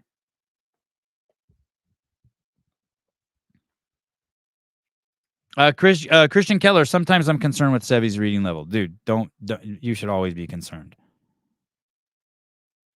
Plus, you have to these fucking Bible thumpers that send me this shit. It's red writing on fucking a black background. That's like graphics design number one. Even an idiot like me knows not to do that. Jake Foster the other day sent me some screenshots when we were at the games of some Jesus stuff. Like, are you fucking kidding me? Black on red. I mean, it's so tiny. Maybe I should have made it bigger. Let me see if I could. Oh, yeah, I could have made it bigger. Jesus entered the temple courts, and while he was teaching, the chief priests and the elders of the people came. Oh, you're right. I can't read. Even if it's bigger, I can't read. I don't speak Bible cadence, I guess. Read the sports page, fine. Yeah, Satan's colorway. Yeah, why are they using Satan's colorway, black on red, for fucking Bible stuff? Jesus Christ. Cheese and crackers. Yeah, different. Good point. But wait, the Kill Taylor shirts are red print on black background. Yeah, it's okay for like signs and graphics and shit like that, but not on a computer, or not if it's small. There's exceptions to every rule. Tia's IG post, please review. Please, really? Why? I already have Patrick Lang putting me on the spot for every fucking. Patrick, here. I'll do Patrick Lang. Sevi, I found a Republican who was living in Antarctica who took a slave there with him. Gotcha, gotcha, gotcha. It's documented.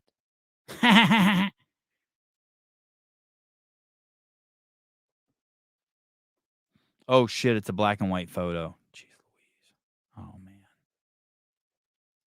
it's a black and white photo. That means something, right? That means it's like a someone died photo. It's a really trippy photo.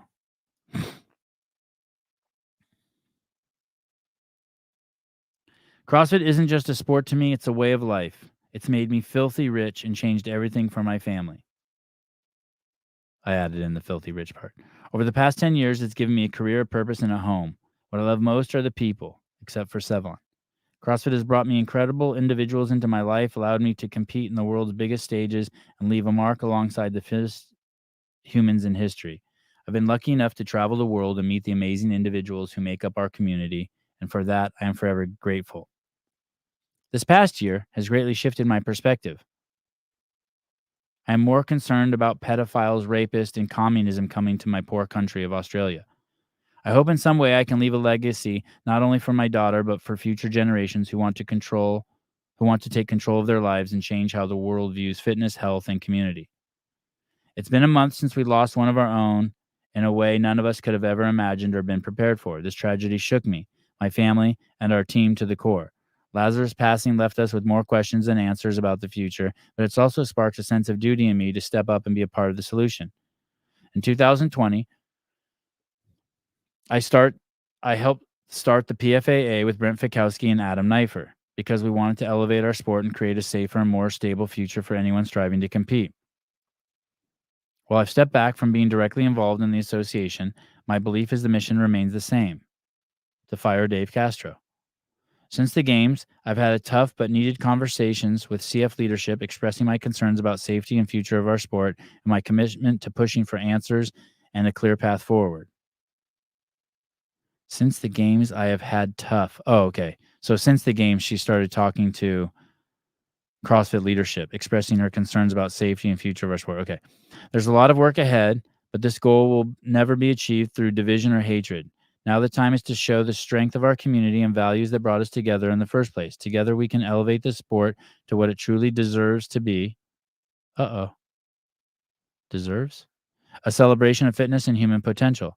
There are many questions that have to be answered before we can move forward, but I'm ready to do my part. I just hope CrossFit is prepared to do the same. When she says CrossFit, what does she mean? CrossFit leadership or the affiliates? Does she mean the affiliates? To improve the sport, protect its athletes, and create a better future for us all.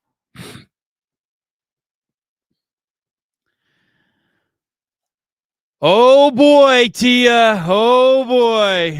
Oh boy. Oh boy. All right. She means HQ. Imagine, this is once again, she has immense influence,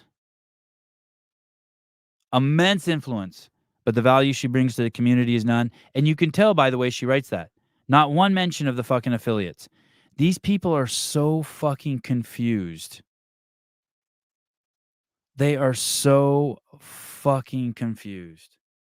Dan Guerrero, remember to observe the thoughts, Sevi. Don't get triggered. I can get triggered and still observe the thoughts. They're not mutually exclusive, whatever that means.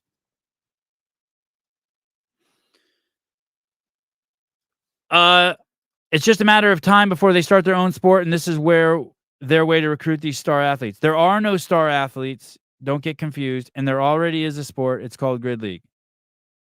And it's not going to matter. We had something called the USFL Heisman Trophy winners. People started going there. They had tons of money. No one ever fucking watches it. That's not how it fucking works, you guys. It doesn't work at all. The only reason they're completely fucking lost. First of all, she could have said all that in like one paragraph. It was basically like, here I go. It's like giving your wife, it's like giving your girlfriend a 1 hour talk before you go, and then that's why I have to break up with you.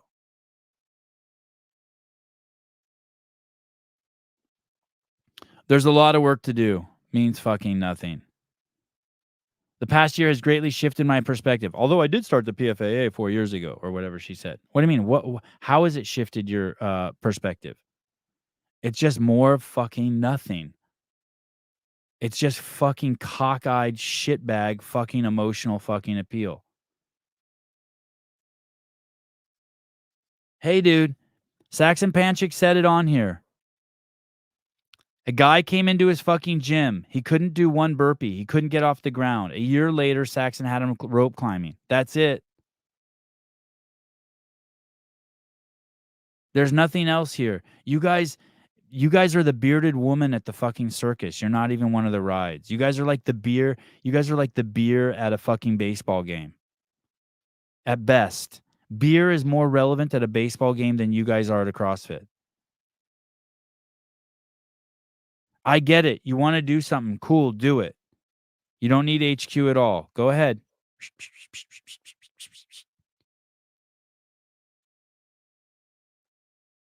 It's fucking unreal.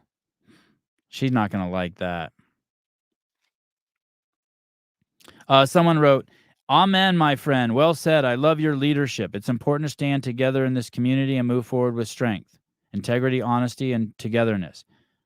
I too am grateful for the sport and the community that has brought us lifelong friendships and many that feel like family, to include you." You said nothing either.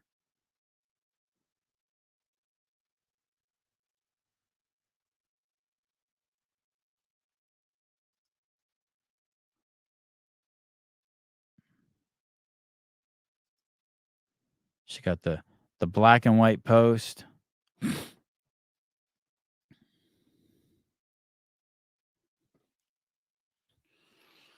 Boy, oh boy, be careful what you guys ask for. We've all seen this happen before. It's going to be funny, right? In like 5 years.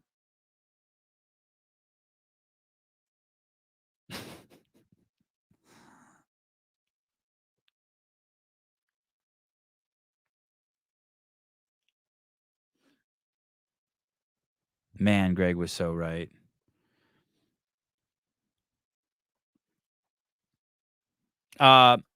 It's just word fuckery when you say Democrats weren't the only slave owners, when Democrats were the conservative party back then and libtards were Republicans. Oh, please. Oh, my God. You're so crazy. Hey, Pat, you're the same kind of person that believes it's the Democrats who care about the poor, but confuse it that the Democrats want to keep people poor. You're that exact same person who believes that horseshit. Hey, dude, you gotta go fucking deeper, dude. Go sit in a lawn chair in your backyard and fucking take a deep breath and go to the way the two ideologies work. One of them leads to fucking opportunity and one of them leads to fucking lowest common denominator life. Those are the choices, dude. Lowest common denominator life is we're all fucking equal and we're Democrats. We all have the same sheets and eat the same garbage.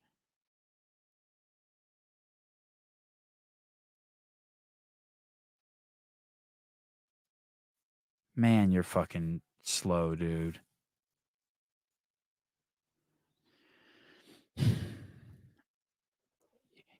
You say that the party's flipped. That's what everyone's been saying for fucking that. Dude, there's ample evidence showing how they fucking tried that. That narrative was spun back in the 60s and 70s to pull out of their shit. And they still do it today. Are you saying that the party's flipped the same way how all of a sudden Kamala's into fracking? But regardless, look deeper. Look at how the ideologies, look how the programming of how Democrats want to program people and how fucking Republicans want to program people. Which one would you rather be? I'm not saying you have to be either, but I'm saying if we have to steer a cohort in one direction, which direction do you want it to be?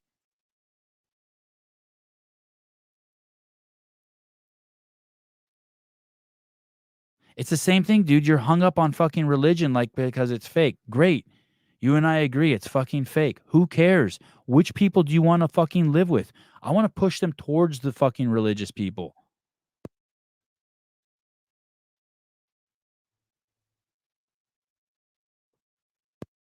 Got to just go a tiny bit deeper, dude. Out of fucking retard land. Get your IQ up to fucking like 100.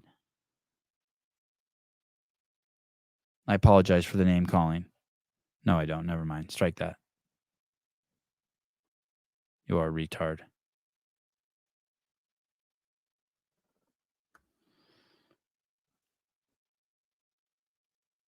Oh my God, we're at 1:40. I wonder if anyone's ever going to say anything. What do you think happened? What do you think happened? You think like Brent called Tia and he's like, look at this. Look what we got. Wait till this comes out. 2 of the lifeguards there on the water. Their certifications had expired. Dave's got to go. Do you want to be on the right side of this, Tia, or not? We got it. We found out. We found out from Luca. Yeah. 2 of the lifeguards had expired, and the city required there to be a dive team there. We got it. How about the part in the fucking interview when they say that all Dave does is programming? There's some part in there when all they say is programming, but then Dave has to go. Well, I thought he was in charge of safety.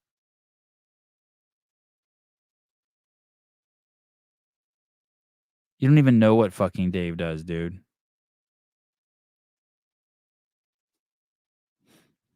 Dave's already gone, dude. That sure would make things easier if that were true. That sure would make things easier.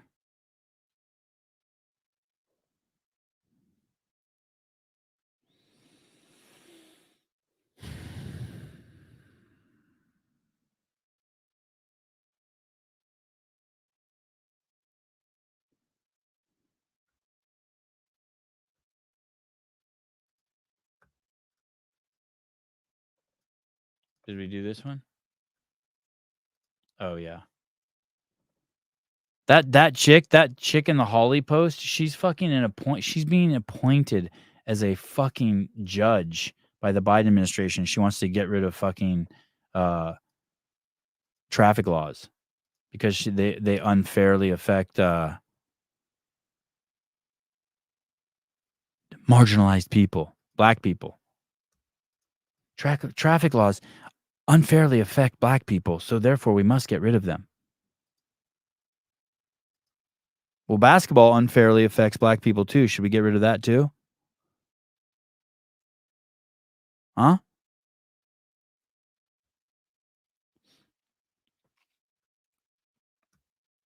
Did we talk about walls of DUI already? I think we did.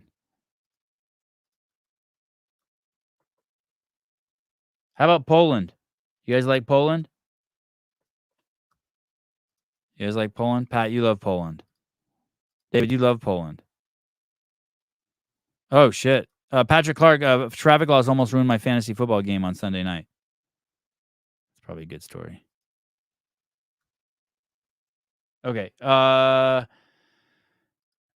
Here we go. Lowest unemployment in European Union is Poland. The highest GDP after COVID in European Union is Poland. One of the lowest debts in European Union is Poland. So don't give us this rubbish about the need of educated immigration, as we heard yesterday. We don't need your doctors. We don't need your engineers. Take them all and pay for them. We don't need them. You know why? Because there's a 0 terrorist attacks in Poland. Why? Because there is no illegal migration in Poland. So don't give me this look. Don't give me this arguments about the populism, because this is a fact. This is your data from Eurostat. The lowest unemployment in European Union is Poland. Dude, it was crazy yesterday. I'm So I take my kids to jiu-jitsu and then I'm outside talking on the phone. And when you talk on the phone at jiu-jitsu, I have to set my phone. There's only one place where the phone gets reception. So I have to set my phone on this piece of metal that comes up out of the ground that's like a light fixture. And I set my phone in it and I put in my earpieces and I can walk around. And that's the only way. Everywhere else, the reception's shitty. Santa Cruz has the worst cell reception of any place I've ever been. It's so bad. I don't even have cell reception at my house. So I see this lady walk by. She's so fucking hot. It's crazy. She's short. She's like shorter than me. And she has these really tight pants on. Now that I think about it, maybe her butt was fake. Maybe her butt was fake. She had this tiny little waist and these huge tits, and she was wearing a half shirt. And she was old. She was like 45. And she had all this work done on her face, but she was just like, and she had a foreign accent. I'm guessing she was Polish. She was so fucking hot. It was crazy. Like hot, like in the porn star sense. It was nuts. And she comes up to me and she's carrying 4 bags of groceries. So I assume that's like some sort of like service, right? I don't know what they're called, like door doctor or whatever those, like all the guys use them at the house. Like Colton and Taylor and all those guys know how to do it. Like they can do stuff on their cell phone and like a box of energy drink shows up to the house. I don't know how they do it, but they can do that. Their phones do magic shit like that. So I assume it's one of those ladies that's been summoned by someone's phone to buy shit, right? I see a baguette coming out of one bag. And so she's walking around and she's lost, and I'm trying not door knockers. Yeah, door knockers. Oh, DoorDash. Yeah, DoorDash. Yeah, this chick had door knockers. It was crazy. But she started asking me fucking questions, and I was on the phone. Like she's like, "Can you look at my phone and tell me where this place is?" And I was like, I just went and got one of the other dads. I was like, "Could you hold on a second?" And I went in the jiu-jitsu room and I pulled out one of the other dads. I'm like, "Can you help this lady?" I knew I was kind of giving him a treat too. Like this chick was so ridiculously hot. Like if I told someone how hot it was and I didn't have a witness, no one would like, it would just be a stupid story. So I keep talking on the phone and then he helps her and he walks her around the corner and so shows her that she's in the wrong like complex. And then he comes back and his eyes are like this. He's like, "Holy shit, where did that come from?" I'm like, "Just like right over there." Just some super hot, like fucking, she looked like one of those Instagram chicks with all the fucking shit done to her. It was crazy. I would love to see the guy's face when she knocks on the door and is like, "Here's your baguette." It was nuts. Tia's post doesn't mean that she's supporting the fire of Dave. Sounds like she's saying the same as you. People can read both sides into her post. Well, great. Well, it doesn't say anything then. All I hear is PFAA and we have hard work and blah, blah, blah. Hey, I thought it was cool. Here's another point. Here's another thing that Sean Woodland did. He asked for specifics and they gave some stupid ass specifics, like about the rope cutting. But Sean also asked them if they want to walk that shit back. He gave them an opportunity to walk that shit back. He started the interview like that. Hey, you think you maybe overstepped your bounds with the whole firing thing? You wish you would have waited on that or maybe not said it? I thought Sean did great. Tommy's horrible. The thing is Tommy poses as like he's... Actually, I don't even know. But he just poses. Poser. He's a poser. Like, hey, dude, it's so obvious you have a bias. Okay, at least if someone says I have a bias, like it's like you can see it. Like Dave comes over to my fucking house. I love the guy. Like, but like you're like trying to hide your bias. Like, just say it. Quit being a pussy. Every time Dave is shown even a fucking limp, you descend like a vulture or hyena. It's always the same group. You see someone injured and you just fucking descend on them. If you were an animal, Tommy, you'd be a hyena for sure, or a vulture. You just eat fucking roadkill. It's like, just say it. Hey, dude, I fucking hate Dave. I've always hated Dave. Fucking what can I do to help ass pound him?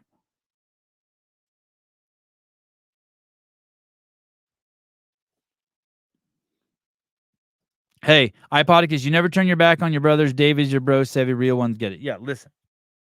I agree with you. But if there's some story that comes out, right? If someone fucking if Dave's like, hey, I have to tell you guys something. Lazar fucked my wife, and right before the event, I poisoned him. Let's say that happens. You won't hear another fucking word from me on the subject. I'm not going to be like, well, he fucked his wife and he deserved to poison him. I mean, you won't hear that from me. It's not going to be like that. I'll be like, all right. All right. Got it. All right. I'm done. I'll walk away. You guys can, all that haters can be like, Sevon, you fucking asshole. Your friend fucking poisoned him just because Lazar fucked his wife. Okay. You're right.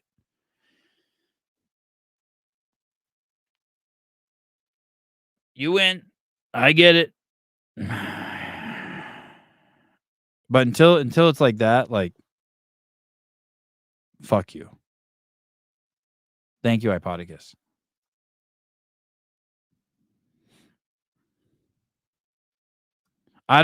Here's the thing. You have to know this. On some level, like, I don't give a fuck what the third party investigation is. Not the way some people are. Like, some people care about the blessing thing. The truth is, like, I don't care about that at all. Zero. For me, that's just fun. Like, that's not something like I need to process at all. Doesn't fucking matter at all. Completely fucking irrelevant. That's just a fucking emotional fucking low IQ people, whatever that means. Just grasping at fucking straws. Well, he misrepresented it and I wouldn't have gone, or I hated Lazar and I pulled out because I once I knew his family blessed it, I didn't want to do it. Like whatever, both sides, like however fucking retarded you want to be on any of that shit, I don't care. The only thing that's going to matter to me is like what happened so that that doesn't happen to athletes in the future. And has one person said that? Is that the first time this has been said, or the 8th time it's been said on this podcast? Not one other person has said that. Some people are like, say it doesn't matter how Lazar died. It doesn't matter? Why doesn't it matter? Don't you want to prevent future deaths? Oh no, sorry. You have an agenda. Your agenda is just to hang fucking Dave and blame. You're a fucking blame idiot.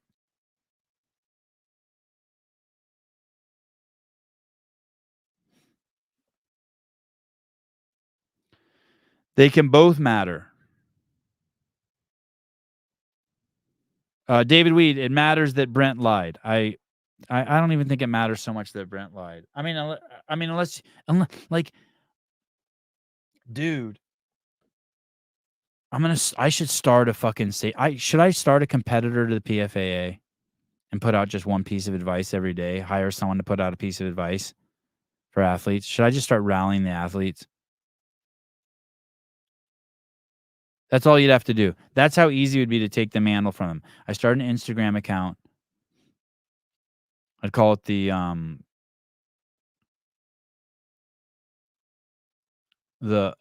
Elite Athlete Association.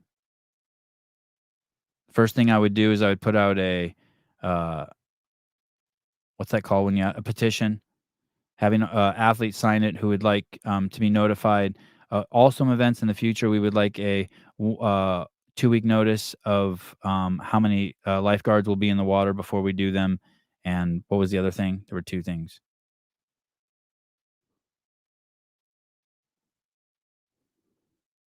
We can just start with that. And then the next day, give advice on where 20% off for a level 1 for all athletes. And the next day, talking about, I'll steal this one from Fikowski, how you should always bring something to clean your mouth out after open water swims.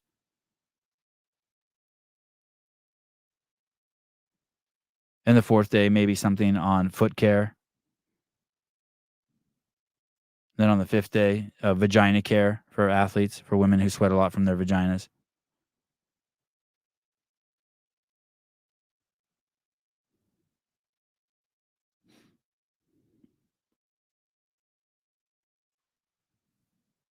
True CF, the PFAA does a lot of talking about safety and this and that, and yet I don't see any tip. Dude, they suck, dude. There's nothing. Oh. Is that this weekend at NorCal Classic? I didn't see you there.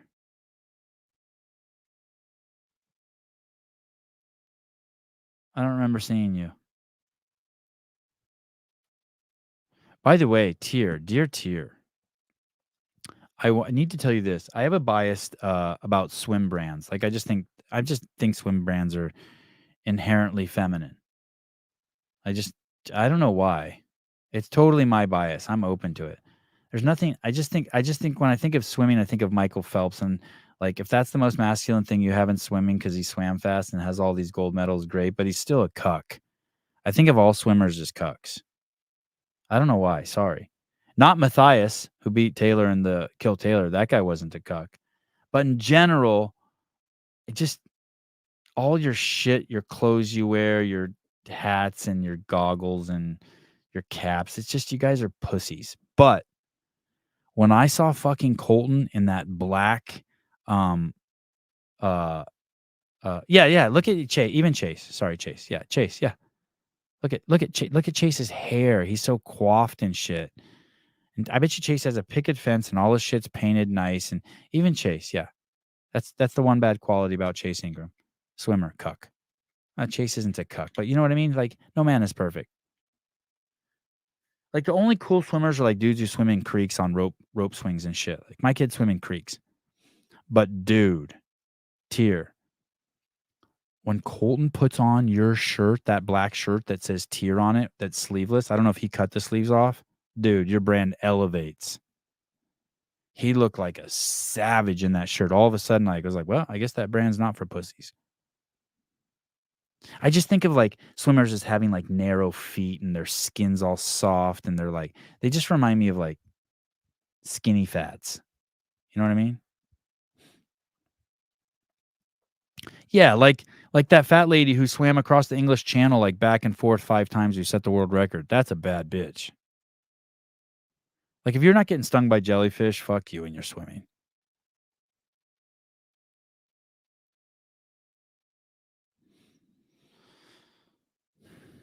So. Oh yeah, diver's cool. Yeah, diver's cool because you're basically saving shitty swimmers. Yeah, you're like the fucking. Those are yeah.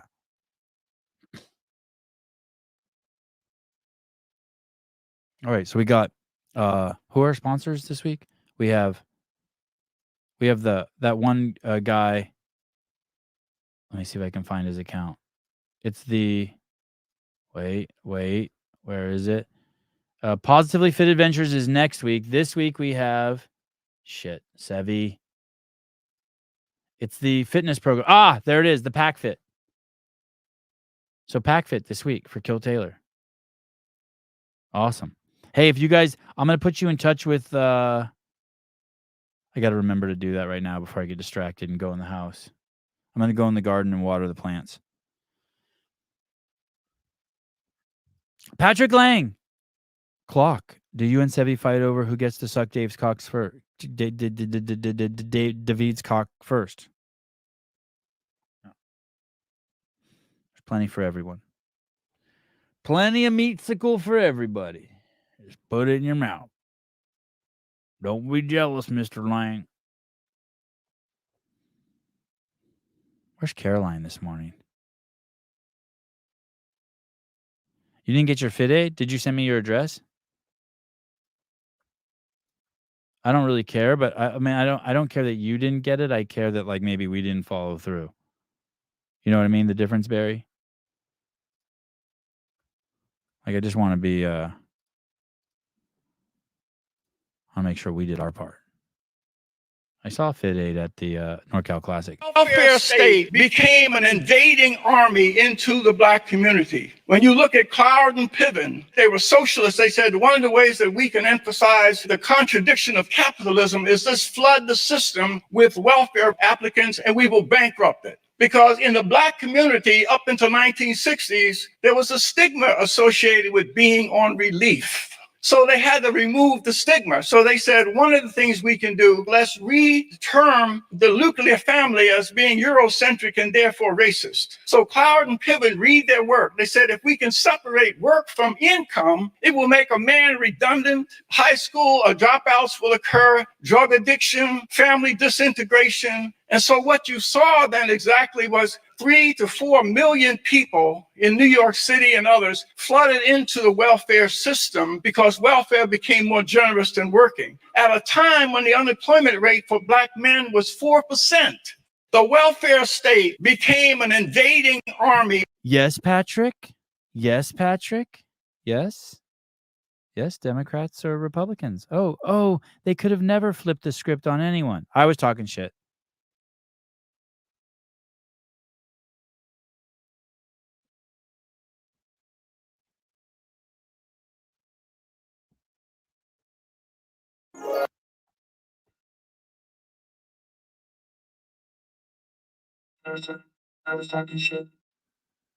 It's so deep. It's so deep. Oh my God, I'm panicking. You can't even tell. It's so deep. You can see how deep it is. Oh my gosh.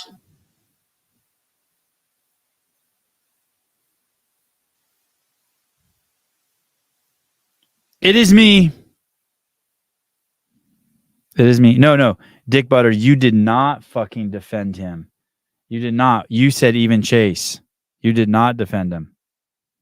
I was basically calling all swimmers, like swimming's just like a feminine sport. And someone's like, what about Chase? And I said, yep, look at his hair.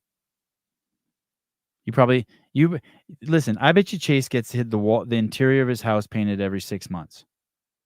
Like that's the kind of man he is. You know what I mean? He keeps his shit tight. Fastidious. You know what I mean?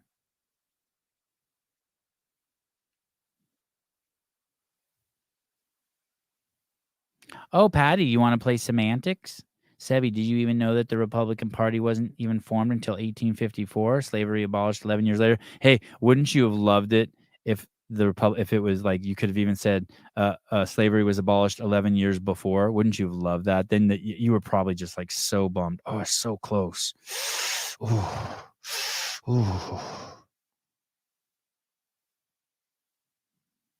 My wife does, but yes, fair point. I can't do the gargling noise. I don't have that one. What do I have? I have this one.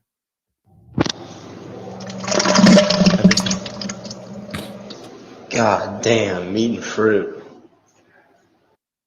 I have that one. Why are we still on? Holy shit. Maybe because I just have so many notes I need to get through them. You guys think the media is biased? Can someone tell me if this is satire or not? I can't tell if this is satire or not. What is this? Someone tell me if is Jon Stewart joking? You're saying if you have a media machine that purposefully lies to its people to maintain a political fiction and get themselves power, that is the hallmark of an authoritarian system, not a democratic system. Absolutely. Well, if we were ever to get something like that in the United States, we would be horrified, furious to know that there was an entire media organization designed to bend reality, to manipulate facts, to maintain power. It would, if I may, and I'm not trying to slam Hungary, it would never happen in the United States. The sharing of biased and false news has become all too common on social media. More alarming, some media are true without checking facts first. Unfortunately, some members of the media use their platforms to push their own personal bias and agenda to control exactly what people think. And this is extremely dangerous to our democracy. This is extremely dangerous to our democracy. This is extremely dangerous to our democracy. This is extremely dangerous to our democracy. This is extremely dangerous to our democracy. This is extremely dangerous to our democracy. You're saying if you have a... Is that a joke? Oh yeah, so Jon Stewart is joking? No, he hasn't woken up yet. He goes in and out. He still falls asleep. Hey, how upset is Bill Maher that Kamala Harris won't come on his show? He's so fucking pissed. All he does is just rail on the fucking Democrats, but he's still a Democrat. He is pissed. Tank Reeves, Sevi, you're still asleep.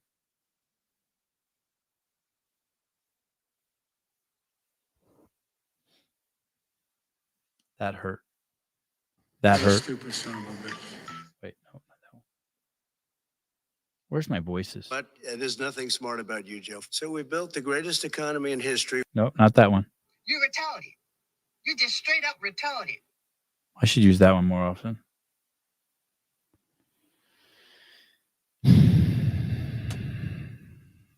All right.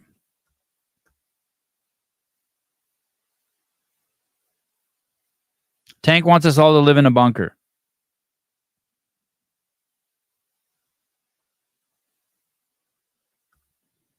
All right. Well, I know that you, I know, Tank, that you will do anything in your power to be right, even at the cost of children dying. I've had the discussion with you many times in the DMs. It's more important for you that at any cost that Palestinians be free, and that the Jews are horrible people, and that they you live in a world where there's Jews and Palestinians instead of just one love, one kind of human. But I know that you, at all costs, even if it means the death of millions and millions of kids and whatever, it's more important for you to be right. And for me, I just would like it so that those kids could get out of there so that they don't get killed. I think that's where we differ.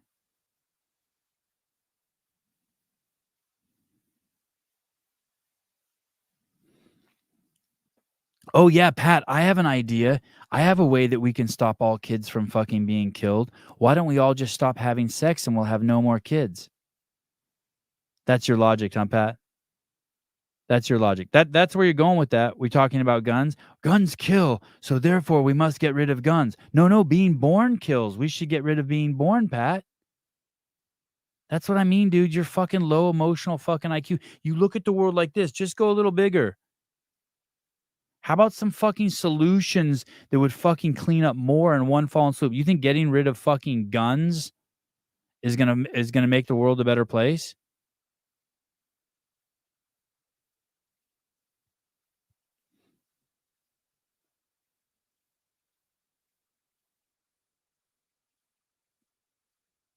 People are having sex at my workplace. Send me a Stop saying stop the bombing. They're not going to stop the bombing. How about open the border? Open the fucking border. How come not one Palestinian has been fucking accepted into fucking Egypt? How about, why don't you do that? Why don't you get, do you know why? Think about this. 6 Jews were fucking shot in the fucking head and killed last week, and the streets filled with people blaming the Jews. Jews filled the streets blaming the Jews. Do you know how fucking retarded that is?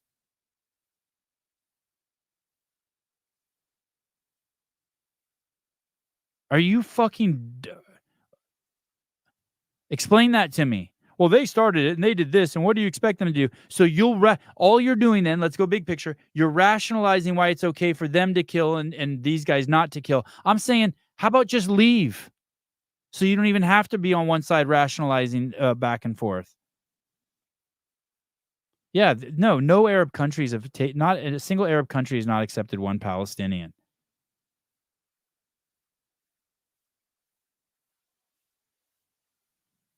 It's fucking crazy. You guys have these solutions that are like this. I bet you guys, when you guys sweep your fucking kitchen, you sweep it under the fucking floor mat, right? Because then you can't see it. It's gone. What's wrong with that? That's what it's like fucking talking to you.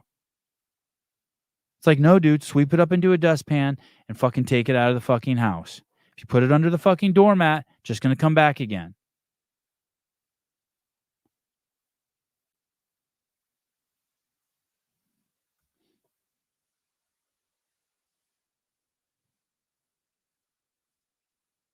Oh shit. Do I not have access to this? Oh, I do.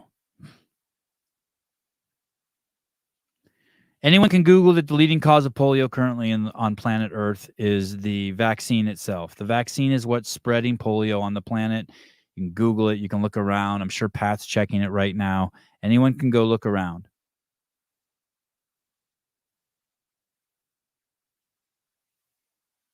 Anyone can go look around. Large-scale polio vaccination begins in the war-ravaged Gaza after first case in 25 years. They diagnosed a case of fucking polio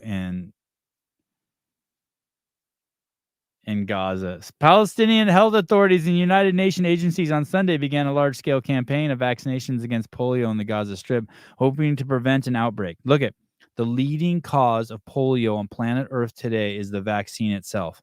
People say, how does that happen? You take the vaccine, you have a reaction to it, you start shedding it, someone else gets it, et cetera, et cetera, et cetera. You guys get it? That's the simple version. Authorities plan to vaccinate children in central Gaza until Wednesday before moving on to the more devastated northern and southern parts of the Strip. The campaign began with a small number of vaccinations on Saturday and aims to reach about 640,000 people. So imagine that. They're going to vaccinate 640,000 people with something that is the leading cause of the issue that they're vaccinating against. Just get your head wrapped around that for a second. And then they can say, oh, shit, I'm glad we did it now. They won't acknowledge that. They won't acknowledge that the 10 new cases that pop up or 100 new cases that pop up are from the vaccination.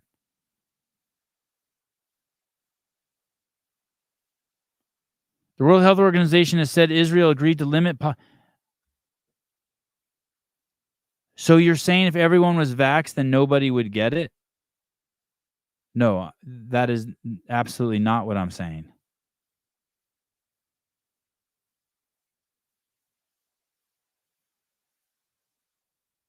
Nice try, though. That was good. That was close. You got close. Gaza Health Ministry said more than 72,600 children received vaccines on Sunday. So isn't that fascinating? There's all these fucking issues going on. No electricity, no water, no ability to get out, no food, no this, that. But we'll get in 640,000 doses of a drug that probably has to be like specially refrigerated and all that shit.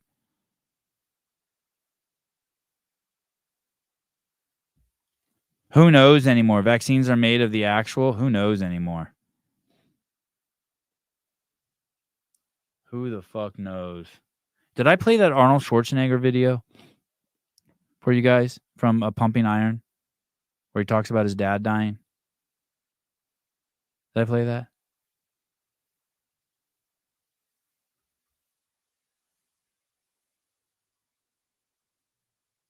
I can't remember if I played that.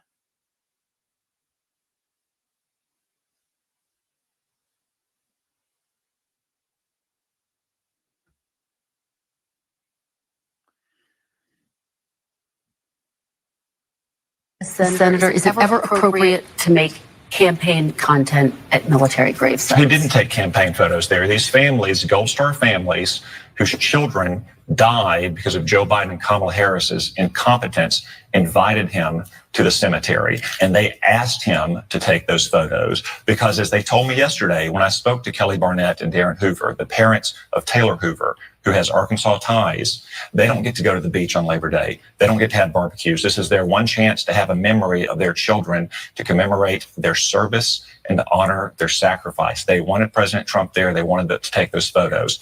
You know who the families also invited? Joe Biden and Kamala Harris. Where were they? Joe Biden was sitting at a beach. Kamala Harris was sitting at her mansion in Washington, D.C. She was 4 miles away. Just think about that. One of the fucking biggest tactical and strategic blunders in the last fucking, I don't know how many years. The withdrawal from Afghanistan. 13 soldiers killed there. Shitloads of fucking babies killed there. Shitloads. I'm about to have this guy on the show, and his job was to go around inside the fucking the base, the Bagram base, and every morning he would drive around and collect fucking dead babies that people had thrown over the fence. He would collect them in a bag every morning. And these families fucking go to the cemetery and invite Trump, Kamala, and Biden. And guess who shows up? Trump. Not Biden, not Kamala. Kamala was 4 miles away. 10 minutes, she could have gone to the cemetery and honored the sacrifice of those young men and women, but she hasn't. She never has spoken to them or taken a meeting with them. Well, It's they because of did her- meet with them during the dignified It's because transfer. of They her- were with them at the dignified transfer. her and Joe Biden's incompetence. Those 13 Americans were killed in Afghanistan. I guess, Senator, is it And then ever look at appropriate? this. Then look at this. The first comment. This woman tried to say they met with him at the dignified transfer. Yeah, when the military unloaded the coffins of the heroes and Joe Biden kept looking at his goddamn watch. That's absolute gall of this woman. Baffling. I think she later apologizes. When she mentions dignified transfer, I wish she had reminded her that Harris was not there and Biden checked his watch numerous times. I don't give a fuck about the watch check. Whatever. I mean, he's just retarded. You kind of can't blame anything on him for anything other than I mean, he's just retarded. That's our fault. We should all be fucking writing letters and starting a campaign. I was telling my buddies the other day, I go, can you imagine if we actually were fucking a group of people who did something important besides fuck around with CrossFit? There was a comment in here about Tyson Bagent I wanted to read. Here we go. Checking out Gypsy Mike. The truth is Tyson Bagent should be the starting quarterback for the Chicago Bears if we want to win a Super Bowl this year. Yeah, what happened? I didn't watch the game, but someone told me that there was a special teams touchdown, and then the offense didn't score a touchdown. Basically, they had 24 points, and the offense didn't score a single touchdown. Is that true? Did he only throw? Did Caleb only throw for 80 yards? Is that true? Defense won it. I mean, fuck, dude, crazy. I asked someone who's like a crazy football aficionado. I go, have you ever seen a game like that? They said never. Wow, 16 for 24, 98 yards. My goodness.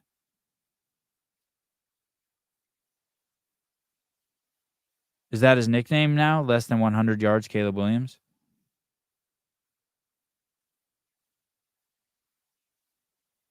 Man, oh man.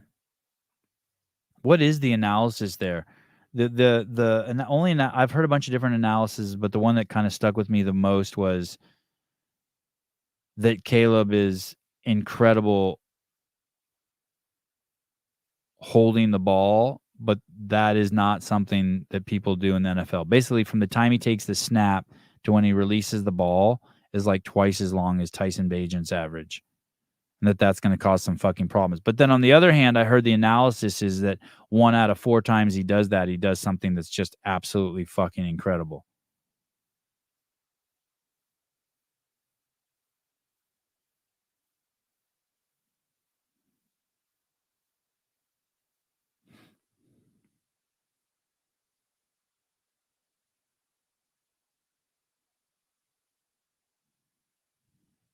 Get with the program. In college, you can run around all day to let someone get open. Yeah, that's what someone was explaining to me.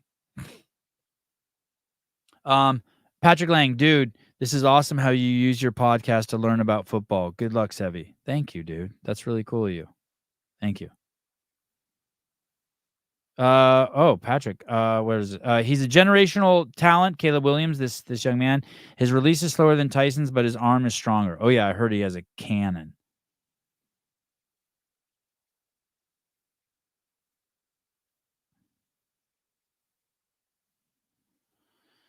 Simon Hernandez, what's up, fellas? A little late, but I wanted to comment really quick. Watching the Brent and Pat podcast on the Lone Ranger, those two are wild with their demands coming from two that joined the sport they did not invent. I mean, I don't even know what their demands are, dude. It's their vapidness. It's just like, we're scared of the retribution. This safety's been going a long time. We want transparency. Every time, I swear I'd like to fucking electrocute fucking Pat and Brent's balls every time they say fucking transparency. Dude, you guys can't even fucking be honest with each other about which meetings you were at. Shut the fuck up.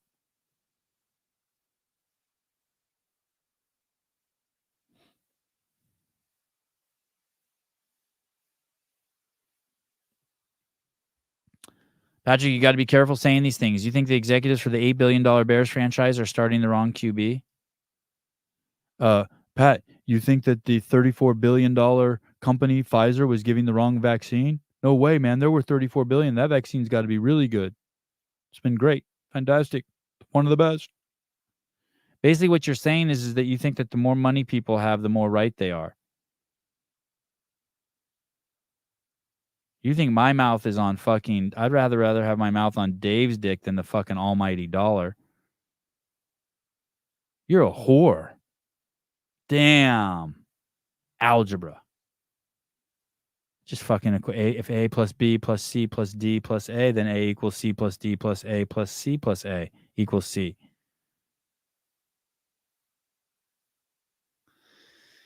All right. My wife went to the butcher yesterday. I bet you there's a steak sitting on the pan.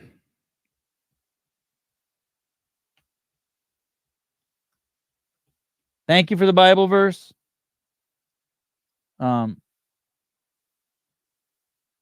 Thank you, Lone Ranger, for the content. Wooly helping. Tia. Oh, did you guys see Guy drop the bar on his head? You guys see that? Anyone see that? Guy Malheros. Dude, he almost fucking died.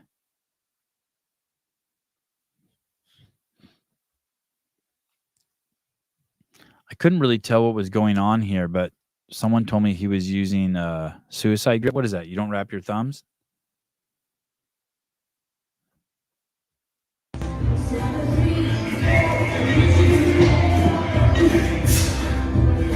Oh yeah. Oh no, his thumb was wrapped. I think his thumb is wrapped.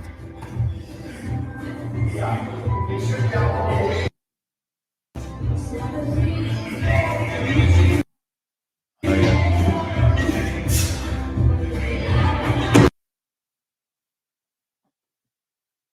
I can't tell. Maybe it's not wrapped. Maybe. What is it? Is that also called monkey grip when you're on a pull-up bar, but it's suicide grip when you're benching or cleaning?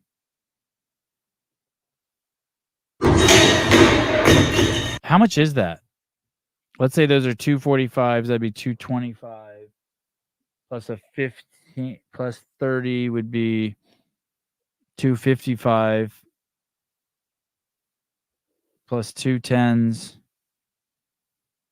That would be that's 295. Oh no, plus that's 305 or something. Oh, 315 says right there. Jesus. I was doing some good cleaning jerks, gradually increasing. This one, I did clean and lost concentration in my visual focus. Since I don't do the full grip of the bar, I prefer the suicide grip. My hand was straight up and the bar slid out of my hand. Thank God it only gave a little cut on my head and it wasn't on my neck. God is good.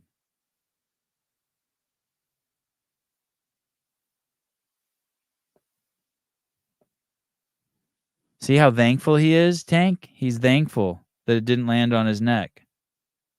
What do you think the Palestinians are thankful for? Or the Jews? What about those 6 Jews who had their fucking brains blown out by gunpoint? Now there's 5. Imagine if there were 500,000 people on the street after Luca died. Imagine if there were I don't know. There's got to be some parallel to that. Cheering for the lifeguard who missed him. Would that be insensitive? Do you remember when that fucking tranny went into that fucking Christian school in Texas or somewhere and blasted all those people? I heard the manifesto finally came out, but blasted all those fucking people. And the next day was like Tranny Awareness Day at the White House.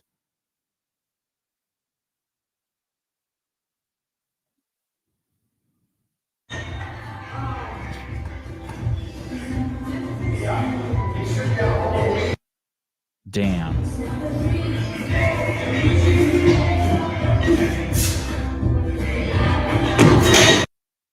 Damn.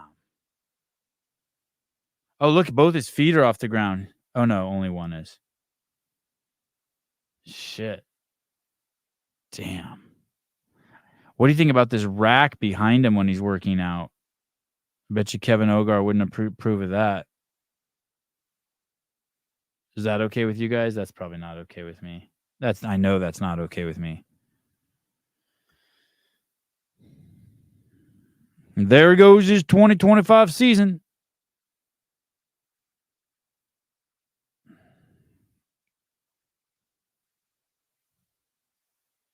Sevi, have you seen the comments on the Lone Ranger podcast with Brett and Pat? Lame as fuck. No. I did look at maybe like 10. The ones I saw, they were getting ass pounded. You're saying it's the other way? People are cheering them on? It's so weird when people are like, great questions, Tommy. I'm like, oh, can someone tell me which one was great? They're all horrible. The questions themselves are horrible. The fact that he doesn't follow up. I mean, thank God for Sean followed up at the end and said, how about some specifics? What does transparency mean?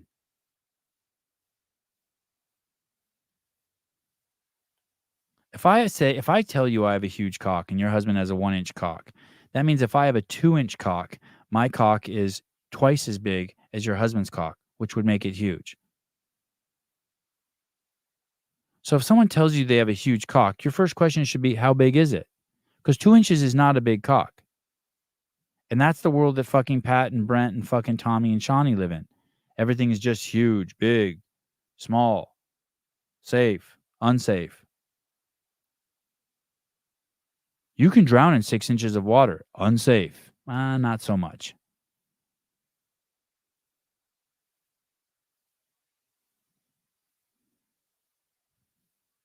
Yeah, I think it eroded, though. Brent and Pat have done a good job of wrapping themselves in a blanket of virtue. They push back on any criticism with how can you be against safety. Yeah, but I think their shit's completely unraveled now. They're fucked.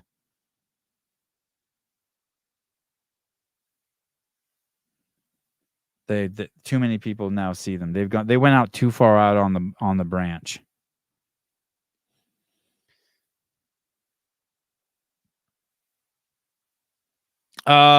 Reed Man. Oh, it's a moth and it's Moth in the Iron Lung. Is that the book you're talking about? Yeah, if you want to unfuck yourself, read that book. Moth. I think it's Moth. Is it Moth in the Iron Lung or Moth and the Iron Lung? Moth and the Iron Lung. Moth. Oh, it's Moth in the Iron Lung. Moth in the Iron Lung. Yeah, get this audiobook. This will fucking trip you the fuck out. It's a great story. Great piece of history here. Written by a guy who was like just so fucking pro-vaccine and his shit got all fucking unraveled.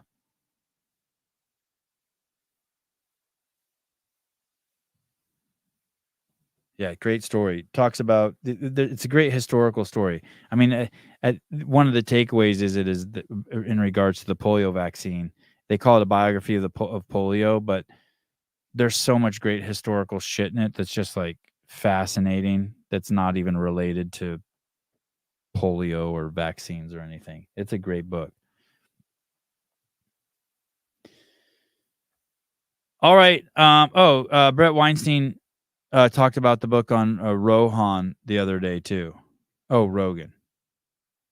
Yeah, what's great. Yeah, DDT, Pat, and what was the other two? Mercury and arsenic. What is DDT? Is that when you make is that separate, or is that then mercury and arsenic? Or I think they switched to DDT thinking it would be better, and it wasn't. Right? What does DDT stand for? Dichlororodiphentrichloroethane, a synthetic insecticide. Okay. Yeah, and then the mercury and the arsenic is where they started, and then I think they pivoted to DDT. Man, what a mess. All right, love you guys. Patrick, thank you. David Weed, thank you. And then everyone who's not an asshole, thank you. Love you guys. Bye-bye.